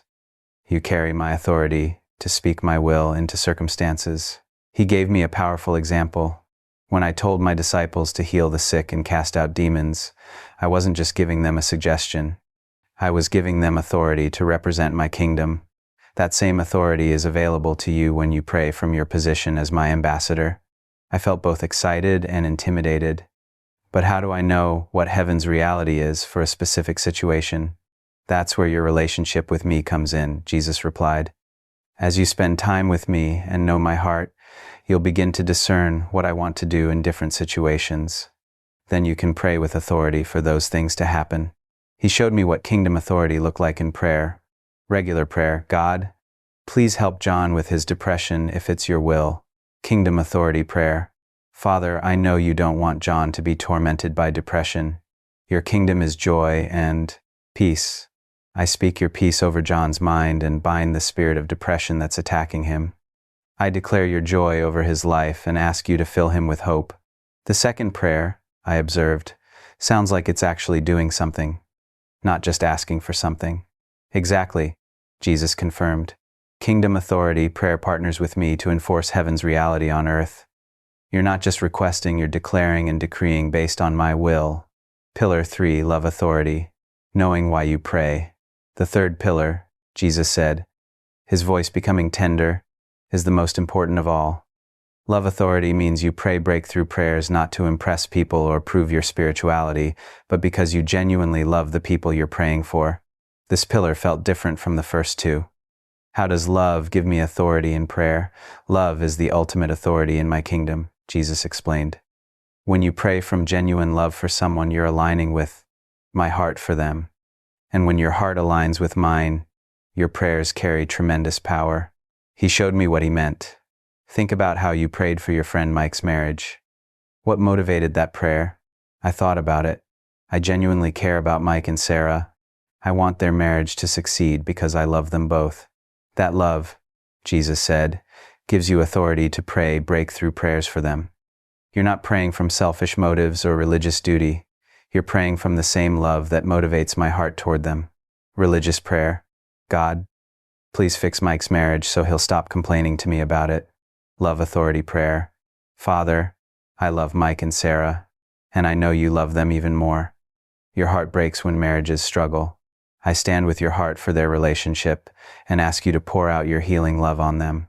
Love authority, Jesus explained, is what makes breakthrough prayer authentic instead of manipulative. You're not trying to control outcomes for your benefit. You're partnering with my love for others' benefit, putting the three pillars together. Now, Jesus said, his eyes sparkling with excitement, let me show you what happens when you combine all three pillars in breakthrough prayer. He had me think of someone I cared about who was facing a significant challenge. I immediately thought of my sister Lisa, who had been struggling with anxiety and panic attacks for months. Perfect, Jesus said. Now let's pray a breakthrough prayer for Lisa, using all three pillars. Identity authority. Father, I come to you as your beloved son, confident in your love for me and your desire to hear my prayers. I know I have the right to approach you boldly because of my relationship with you. Kingdom authority. I know that anxiety and panic are not part of your kingdom. Your kingdom is peace, joy, and sound mind. I speak your peace over Lisa's mind and bind the spirit of fear that's tormenting her. I declare that she has the mind of Christ and that your perfect love casts out all fear. Love authority. I pray this because I genuinely love Lisa and I know you love her even more. Your heart breaks when she suffers, and mine does too. I'm aligning with your desire for her freedom and wholeness. When I finished this prayer, I felt something I had never experienced before in prayer, a sense of authority and expectation that something was actually going to happen. How do you feel? Jesus asked. I feel like that prayer actually accomplished something, I said, amazed. I feel like I wasn't just asking you to help Lisa. I feel like I was actually doing something to help her through prayer. That's breakthrough prayer in action, Jesus confirmed. You weren't just making requests. You were exercising spiritual authority based on your identity, your kingdom position, and your love. The immediate test. What happened next still gives me chills when I think about it. My phone rang. and Lisa's name appeared on the screen. Should I answer it? I asked Jesus, though he was already smiling knowingly. Absolutely, he replied. Jonathan, Lisa said when I answered, her voice filled with surprise. The strangest thing just happened. I was in the middle of a panic attack, and suddenly I felt this incredible peace wash over me. It was like someone wrapped me in a warm blanket of calm. I actually feel better than I have in months. I looked at Jesus, who was beaming with joy. Lisa, I said, trying to keep my voice steady, I was just praying for you. Really? She asked. When? I looked at the clock. About 2 minutes ago. There was silence on the other end of the line. Then Lisa said, Jonathan, I don't understand what just happened, but whatever you prayed, it worked. I feel completely different. After I hung up, I sat in stunned silence. That, Jesus said, is what breakthrough prayer can accomplish. When you pray with identity authority, kingdom authority, and love authority, you're not just hoping I'll do something, you're partnering with me to make it happen, the responsibility of breakthrough prayer. But with this kind of authority, Jesus continued, his expression becoming more serious, comes great responsibility. Breakthrough prayer isn't a tool for getting what you want. It's a privilege for partnering with what I want. He gave me 3 crucial guidelines for using breakthrough prayer responsibly. Guideline 1, always pray in alignment with my character and will. Never use breakthrough prayer to try to force outcomes that contradict my nature or my plans. The authority I give you is to enforce my will, not to override it. Guideline 2, always pray from love, never from selfish ambition. The moment you start using breakthrough prayer to benefit yourself at others' expense, you've lost the love authority that makes it powerful. Guideline 3. Always remain humble and dependent on me. Remember that? The authority you carry is mine, not yours. You're my representative, not my replacement. Stay connected to me and let me guide your breakthrough prayers. The 30-day breakthrough prayer challenge. Just like I gave you a 21-day challenge to master barrier-free prayer, Jesus said, I want to give you a 30-day challenge to develop breakthrough prayer. Week 1, practice identity authority. Focus on praying from your identity as my beloved child. Notice how this changes your confidence and expectation in prayer. Week 2, develop kingdom authority. Practice discerning my will for situations and praying with authority for those things to happen. Start with small, clear situations where my will is obvious. Week 3, cultivate love authority. Focus on praying breakthrough prayers only for people you genuinely love and situations you genuinely care about. Let love be your motivation. Week 4. Integrate all 3 pillars. Combine identity, kingdom, and love authority in every breakthrough prayer. Notice how this affects both your prayer experience and the results you see. What if I make mistakes? I asked. What if I pray for something that isn't your will? Then I'll gently correct you. Jesus replied with a reassuring smile. I'm more interested in your heart than your perfect performance. As long as you're genuinely trying to partner with me from love, I'll guide you into more accurate breakthrough prayers. The promise of breakthrough prayer. As our conversation began to wind down, Jesus made me another promise that filled me with anticipation. Jonathan, he said, if you commit to developing breakthrough prayer over the next 30 days, you'll discover that prayer becomes the most powerful tool in your life for blessing others and advancing my kingdom on earth. But remember, he added, the goal isn't to become a prayer warrior who impresses people with spiritual authority. The goal is to become someone who loves people so deeply that you can't help but partner with me for their breakthrough. As I sat there contemplating everything Jesus had taught me, I felt overwhelmed by the privilege of what he was offering. Not only had he shown me how to remove the barriers that blocked my prayers, but now he was inviting me to pray with the same authority he had given his disciples. Jesus, I said, my voice filled with gratitude and awe, thank you for trusting me with this. I want to use breakthrough prayer to bless others and bring glory to you. His smile was radiant. That's exactly why I chose to teach you this, Jonathan. You're ready to move from being someone who receives breakthrough to someone who brings breakthrough to others. 1 month later, I sat in my kitchen at 6 a.m., staring at my breakthrough prayer journal in complete amazement. The pages were filled with documented miracles, answered prayers, and testimonies that seemed too extraordinary to be real, yet I had witnessed every single one. As had become our pattern, Jesus appeared just as I was reflecting on the journey, settling into his familiar chair with an expression of deep joy and satisfaction. "So," he said, his eyes twinkling with anticipation, "tell me about your breakthrough prayer adventure." I looked down at my journal, hardly knowing where to begin. "Jesus, I feel like I've been living in the book of Acts for the past month. The things I've witnessed through breakthrough prayer are beyond anything I ever imagined possible. Show me," he said, leaning forward with genuine interest, though I knew he had been present for every prayer and every miracle. I opened to my first week's entries, still amazed by what I was reading. Week 1, Discovering Identity Authority. The first week was all about learning to pray from my identity as your beloved child. I began, reading from my notes. I had no idea how much my insecurity had been limiting my prayers. Day 3, Entry. Prayed for my coworker Janet, who's been struggling with depression. Instead of my usual tentative, "God, please help Janet if you want to," I prayed, "Father, I come to you as your beloved son, confident that you want to hear my prayers for Janet. I know you love her even more than I do, and I'm asking you to lift the depression that's been weighing her down because I have the right as your child to make this request." "What happened with Janet?" Jesus asked. "That's the incredible part," I said, flipping to the next page. The very next day, she came to work with a completely different demeanor. She said she had woken up feeling lighter than she had in months and couldn't explain why. When I told her I had been praying for her, she started crying and asked me to teach her how to pray. Jesus smiled knowingly. Identity authority removes the hesitation and uncertainty that weakens prayer. When you know you're my beloved child, you pray with the confidence of someone who belongs in my presence. I found another entry from that week. Day 5, Breakthrough with my neighbor Tom's job situation. Prayed with identity authority. "Father, as your son who has access to your throne, I'm bringing Tom's unemployment to you. I know you have good plans for his career, and I'm confident you'll open the right door because you're faithful and I'm your child." Got a text from Tom 2 hours later. He got a call for an interview at his dream company. The pattern was consistent, I told Jesus.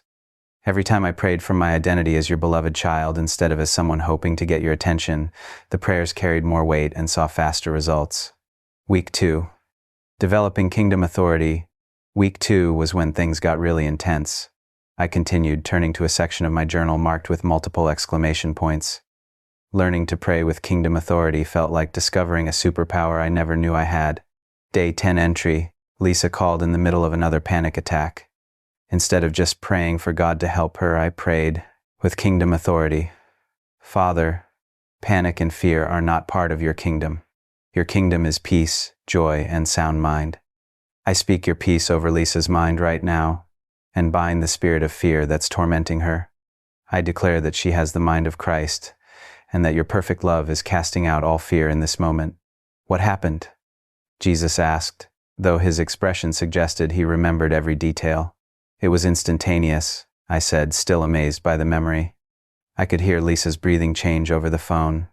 Within 30 seconds, she went from hyperventilating to completely calm. She said it felt like someone had flipped a switch in her brain. I read from my notes. Lisa said, "Jonathan, what did you just do? I feel completely different." It's like the panic just evaporated. When I explained that I had prayed with authority against the fear, she was silent for a long moment. Then she said, "I want whatever kind of faith you have." Kingdom Authority prayer, Jesus explained, doesn't just ask me to do something. It partners with me to enforce heaven's reality on earth. When you speak my will with authority, spiritual forces have to respond. I found another dramatic example. Day 12. My friend Mike called about his marriage crisis. Sarah had packed her bags and was ready to leave. Instead of just praying for God to save their marriage, I prayed, "Father, you hate divorce and you love Mike and Sarah. I stand in agreement with your heart for their marriage. I bind the spirit of division that's trying to destroy their relationship and speak your restoration power over their union. I declare that your love is being poured out on them right now and that they're going to see each other through your eyes." "The results?" Jesus prompted. "Mike called me the next morning in tears," I said, reading from my journal. He said Sarah had come back into the house that evening and told him she felt a sudden overwhelming love for him that she couldn't explain. They stayed up all night, talking, and decided to go to marriage counseling together. Mike said, It was like a miracle, Jonathan. Something supernatural happened in our house last night. Week 3, Cultivating Love Authority.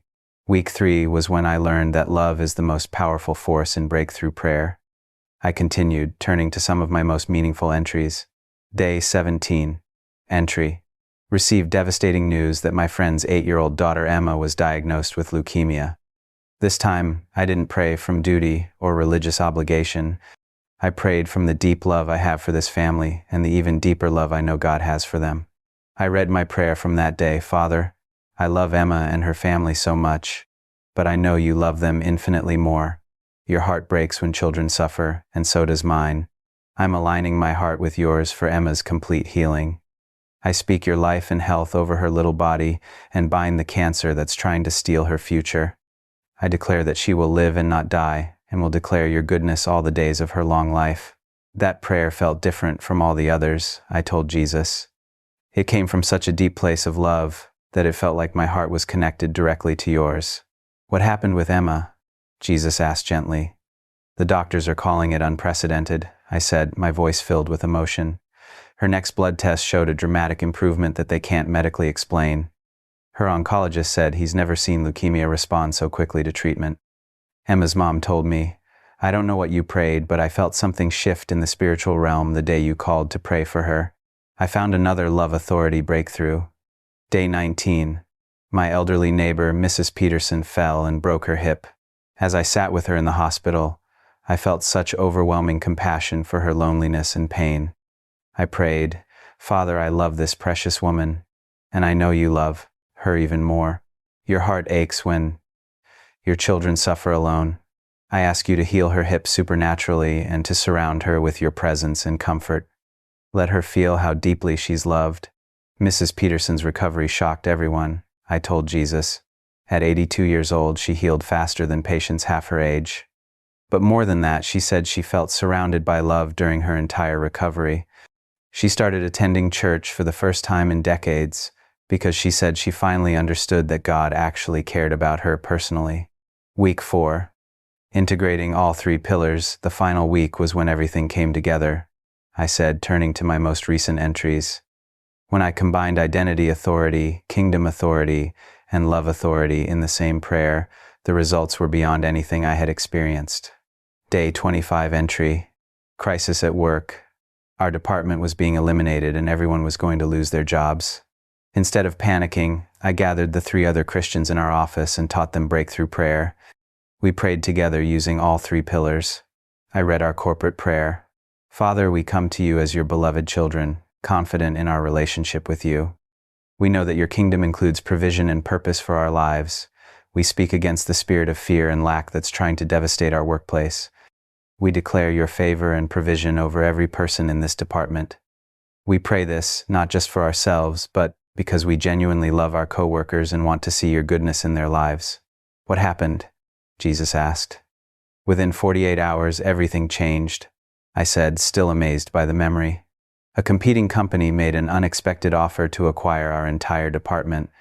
Not only did no one lose their jobs, but everyone got raises and better benefits. Our manager said he'd never seen anything like it in 20 years of corporate restructuring. I found my final entry from the challenge. Day 30. Realized today that breakthrough prayer has become as natural as breathing. I'm no longer thinking about the 3 pillars separately. They've become integrated into how I naturally approach prayer. More importantly, I'm seeing people around me drawn to faith because of what they're witnessing through breakthrough prayer, the ripple effects. But the most amazing thing, I told Jesus, wasn't just the answered prayers. It was how breakthrough prayer started affecting everyone around me. I flipped to a section of my journal titled People Impacted. Janet started attending church and gave her life to Christ after experiencing breakthrough from depression. Lisa enrolled in a Bible study and is learning to pray breakthrough prayers for her own family. Tom began asking me to pray for other people in his life after seeing God's provision in his job situation. Mike and Sarah started a marriage ministry at their church to help other couples experience restoration. Emma's family became passionate about prayer and now host a weekly prayer group in their home. Mrs. Peterson joined our church and has become one of our most faithful intercessors. My coworkers started coming to me regularly for prayer, and 3 of them have given their lives to Christ. Do you see what happened? Jesus asked. When you learned to pray with breakthrough authority, you didn't just receive miracles, you became a conduit for miracles in other people's lives, the transformation of my identity. But the biggest change, I told Jesus, was what happened to my own sense of identity and purpose. I read from one of my final entries.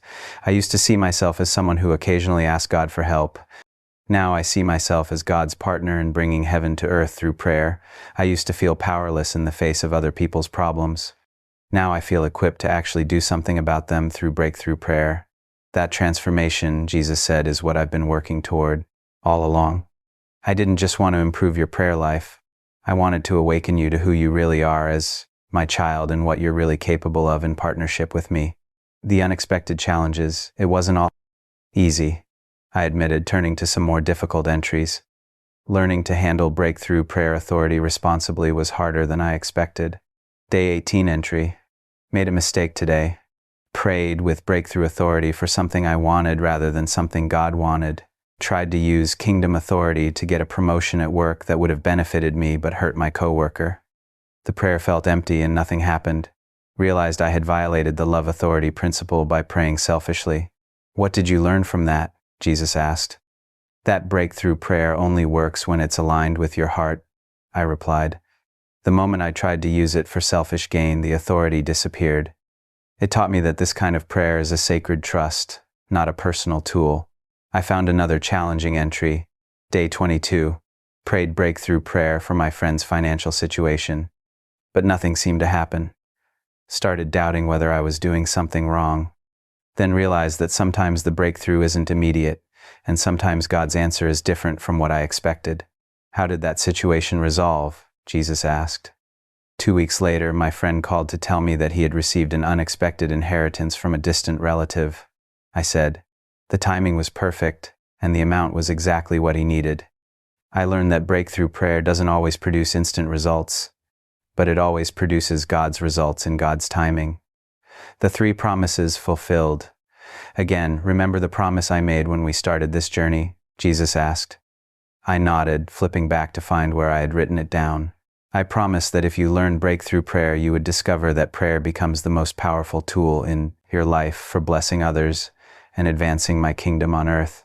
That promise was fulfilled beyond anything I could have imagined, I said, looking through pages of testimonies and breakthrough stories.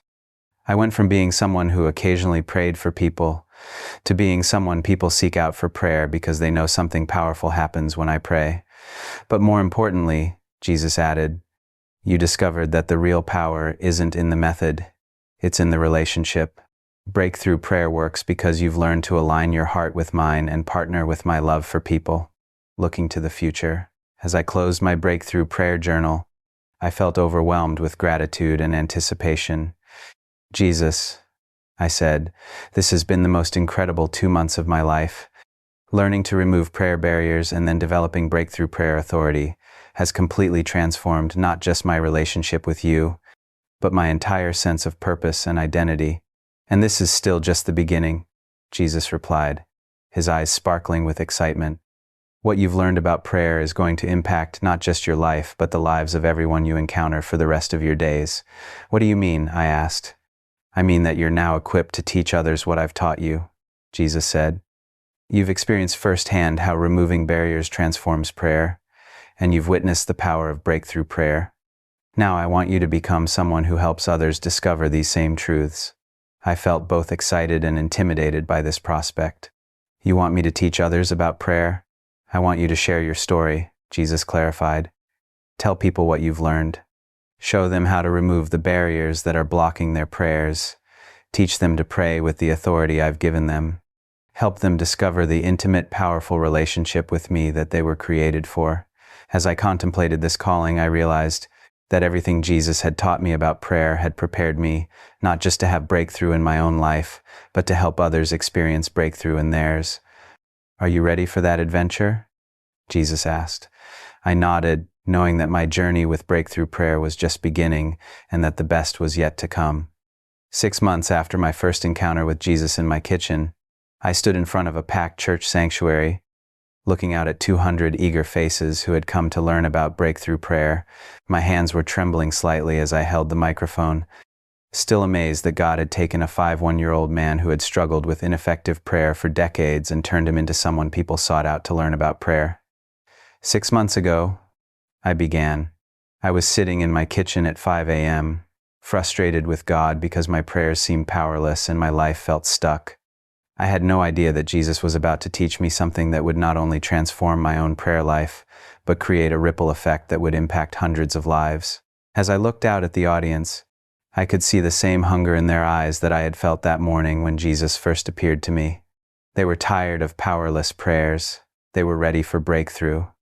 What I was about to share with them was the culmination of everything Jesus had taught me, refined through 6 months of teaching others and witnessing the incredible multiplication effect that happened when people learned to pray without barriers. The first teaching opportunity. It had started small, just 3 weeks after my breakthrough prayer challenge ended. The setup.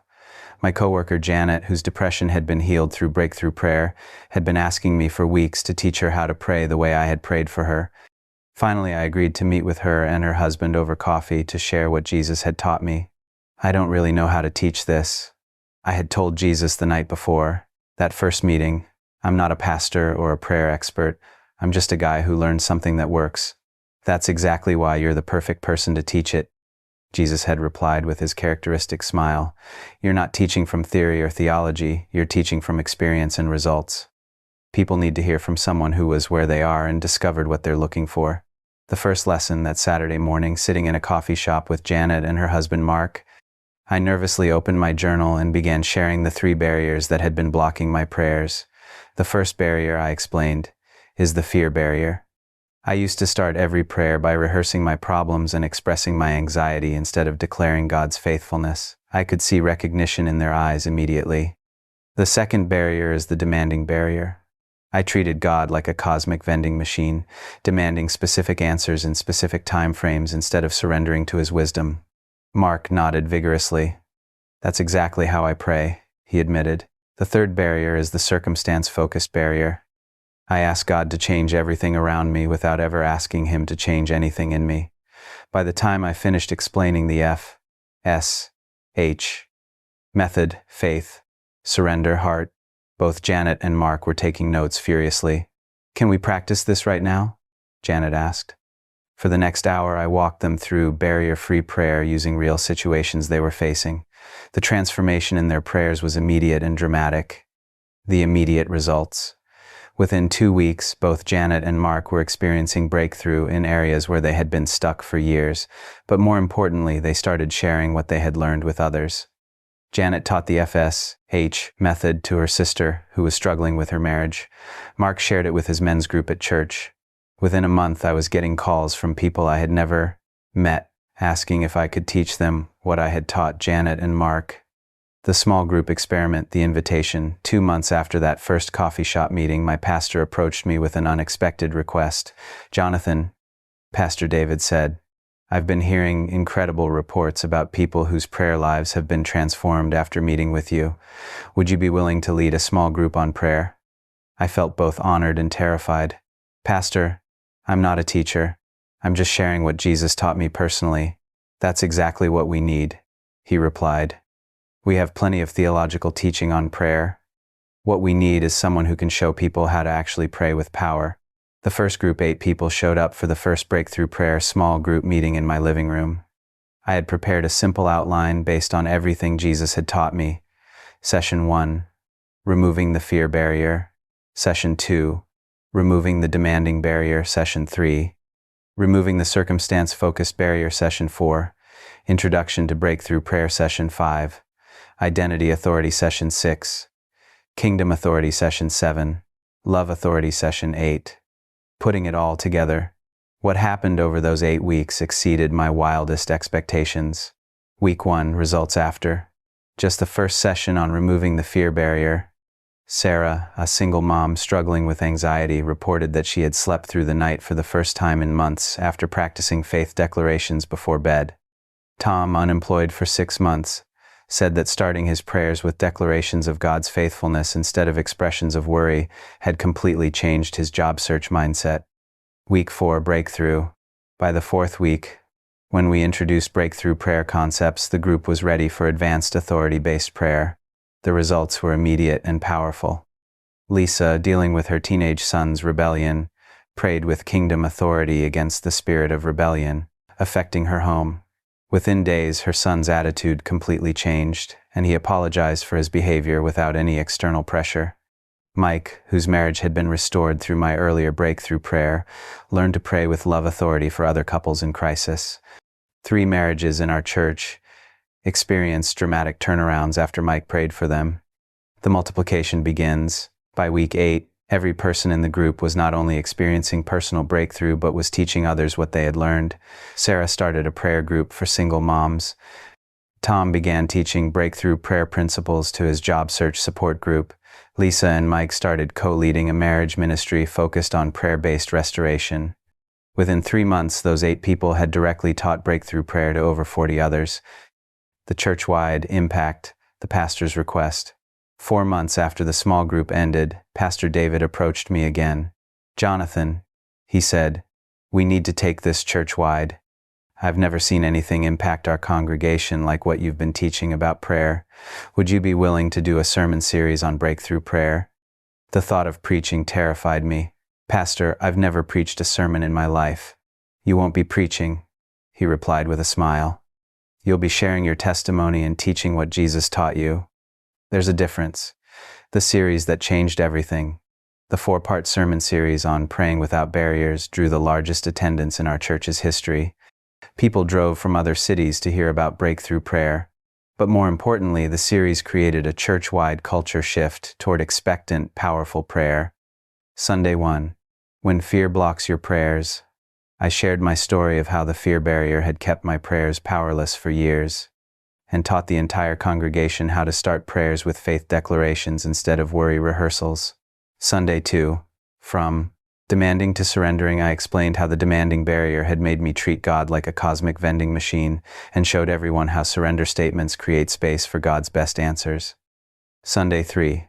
Praying for heart change. First, I taught about the circumstance-focused barrier and demonstrated how heart change requests prepare us to receive and handle God's answers. Sunday 4. Praying with kingdom authority. I introduced the congregation to breakthrough prayer and the 3 pillars of spiritual authority in prayer. The results within 6 weeks of the sermon series. Our church's prayer meeting attendance increased from 12 people to over 80. We started receiving weekly testimonies of answered prayers and miraculous breakthroughs.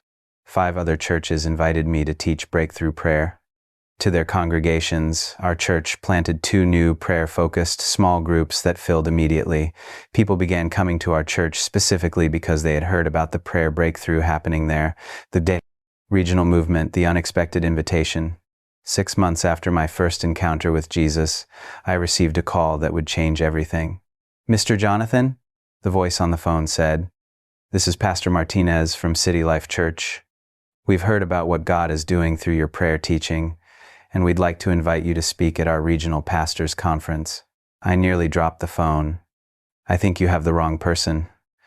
I'm not a conference speaker." "We don't want a conference speaker," Pastor Martinez replied. "We want someone who can teach 200 pastors how to help their congregations pray with breakthrough power." The conference that launched everything, standing before 200 pastors and church leaders, I felt the same nervousness I had experienced in that first coffee shop meeting with Janet and Mark. But as I began sharing my story and teaching the principles Jesus had shown me, I could see the same hunger and recognition in their eyes. "How many of you," I asked the audience, "have congregations full of people who pray regularly but see little breakthrough in their lives?" Nearly every hand in the room went up. "How many of you," I continued, "have personally struggled with prayers that feel powerless or unanswered?" Again, almost every hand was raised. For the next 3 hours, I walked those church leaders through everything Jesus had taught me about removing prayer barriers and developing breakthrough prayer authority. The response was overwhelming.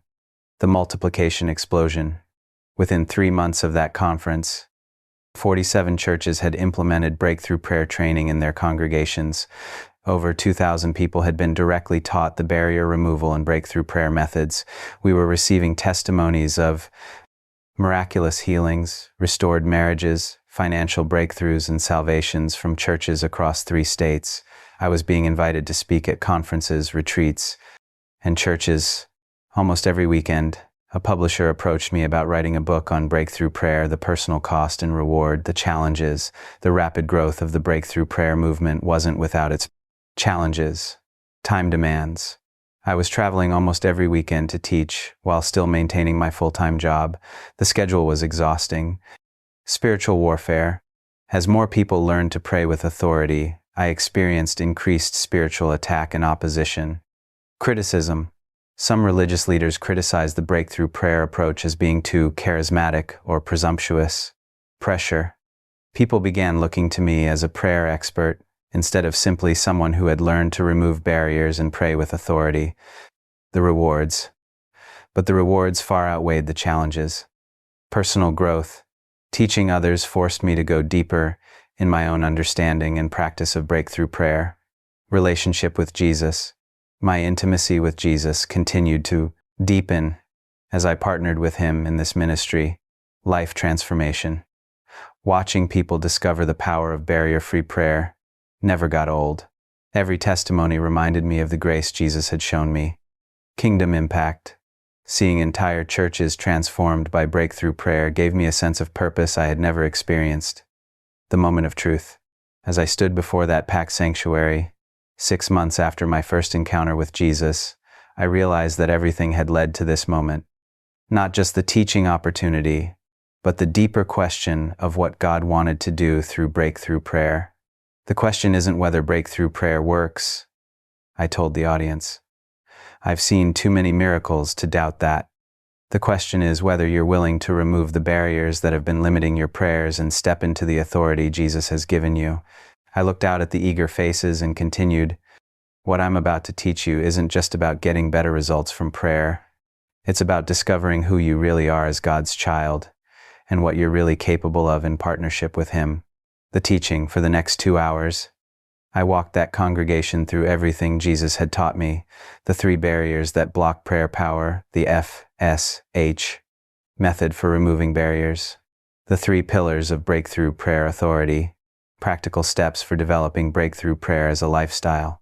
But more than teaching methods, I shared story after story of transformed lives, healed relationships, miraculous provisions, and restored hope that had resulted from people learning to pray without barriers. The response. When I finished teaching and opened the floor for questions, the response was overwhelming. People lined up at microphones throughout the sanctuary, sharing their own struggles with powerless prayer and expressing their hunger for breakthrough. But the most powerful moment came when I invited people to practice breakthrough prayer together. As 200 people began praying with faith declarations instead of fear rehearsals, surrender statements instead of demands, and heart change requests instead of circumstance-focused complaints, the atmosphere in the room became electric with expectancy and faith. The vision for the future. As the evening wound down and people began to leave, many stopping to thank me and ask for prayer, Jesus appeared beside me on the platform. So, he said with that familiar smile, how does it feel to see what I can do through someone who learns to pray without barriers? I looked out at the crowd of people who were still lingering, forming prayer groups, and sharing contact information so they could continue learning together. It feels like this is just the beginning, I replied. It is, Jesus confirmed. What you've experienced over the past 6 months is a small preview of what I want to do through breakthrough prayer. When my people learn to pray with the authority I've given them, there's no limit to what we can accomplish together. What's next? I asked. Jesus' eyes sparkled with excitement. Next, you're going to discover that breakthrough prayer isn't just about individual transformation or even church transformation. It's about cultural transformation. When enough people learn to pray with kingdom authority, entire communities begin to change. As I contemplated this vision, I felt both humbled and excited by the privilege of partnering with Jesus in something so much bigger than my personal prayer life. But remember, Jesus added, it all started with you sitting in your kitchen, frustrated with powerless prayers, and being willing to learn something new. Never underestimate what I can do through one person who removes the barriers and learns to pray with breakthrough authority. Looking back at that packed sanctuary, filled with people who were hungry for prayer breakthrough, I realized that my journey from barrier-filled to breakthrough prayer had become a catalyst for something that would impact thousands of lives, and somehow I knew this was still just the beginning. Your breakthrough prayer journey starts now.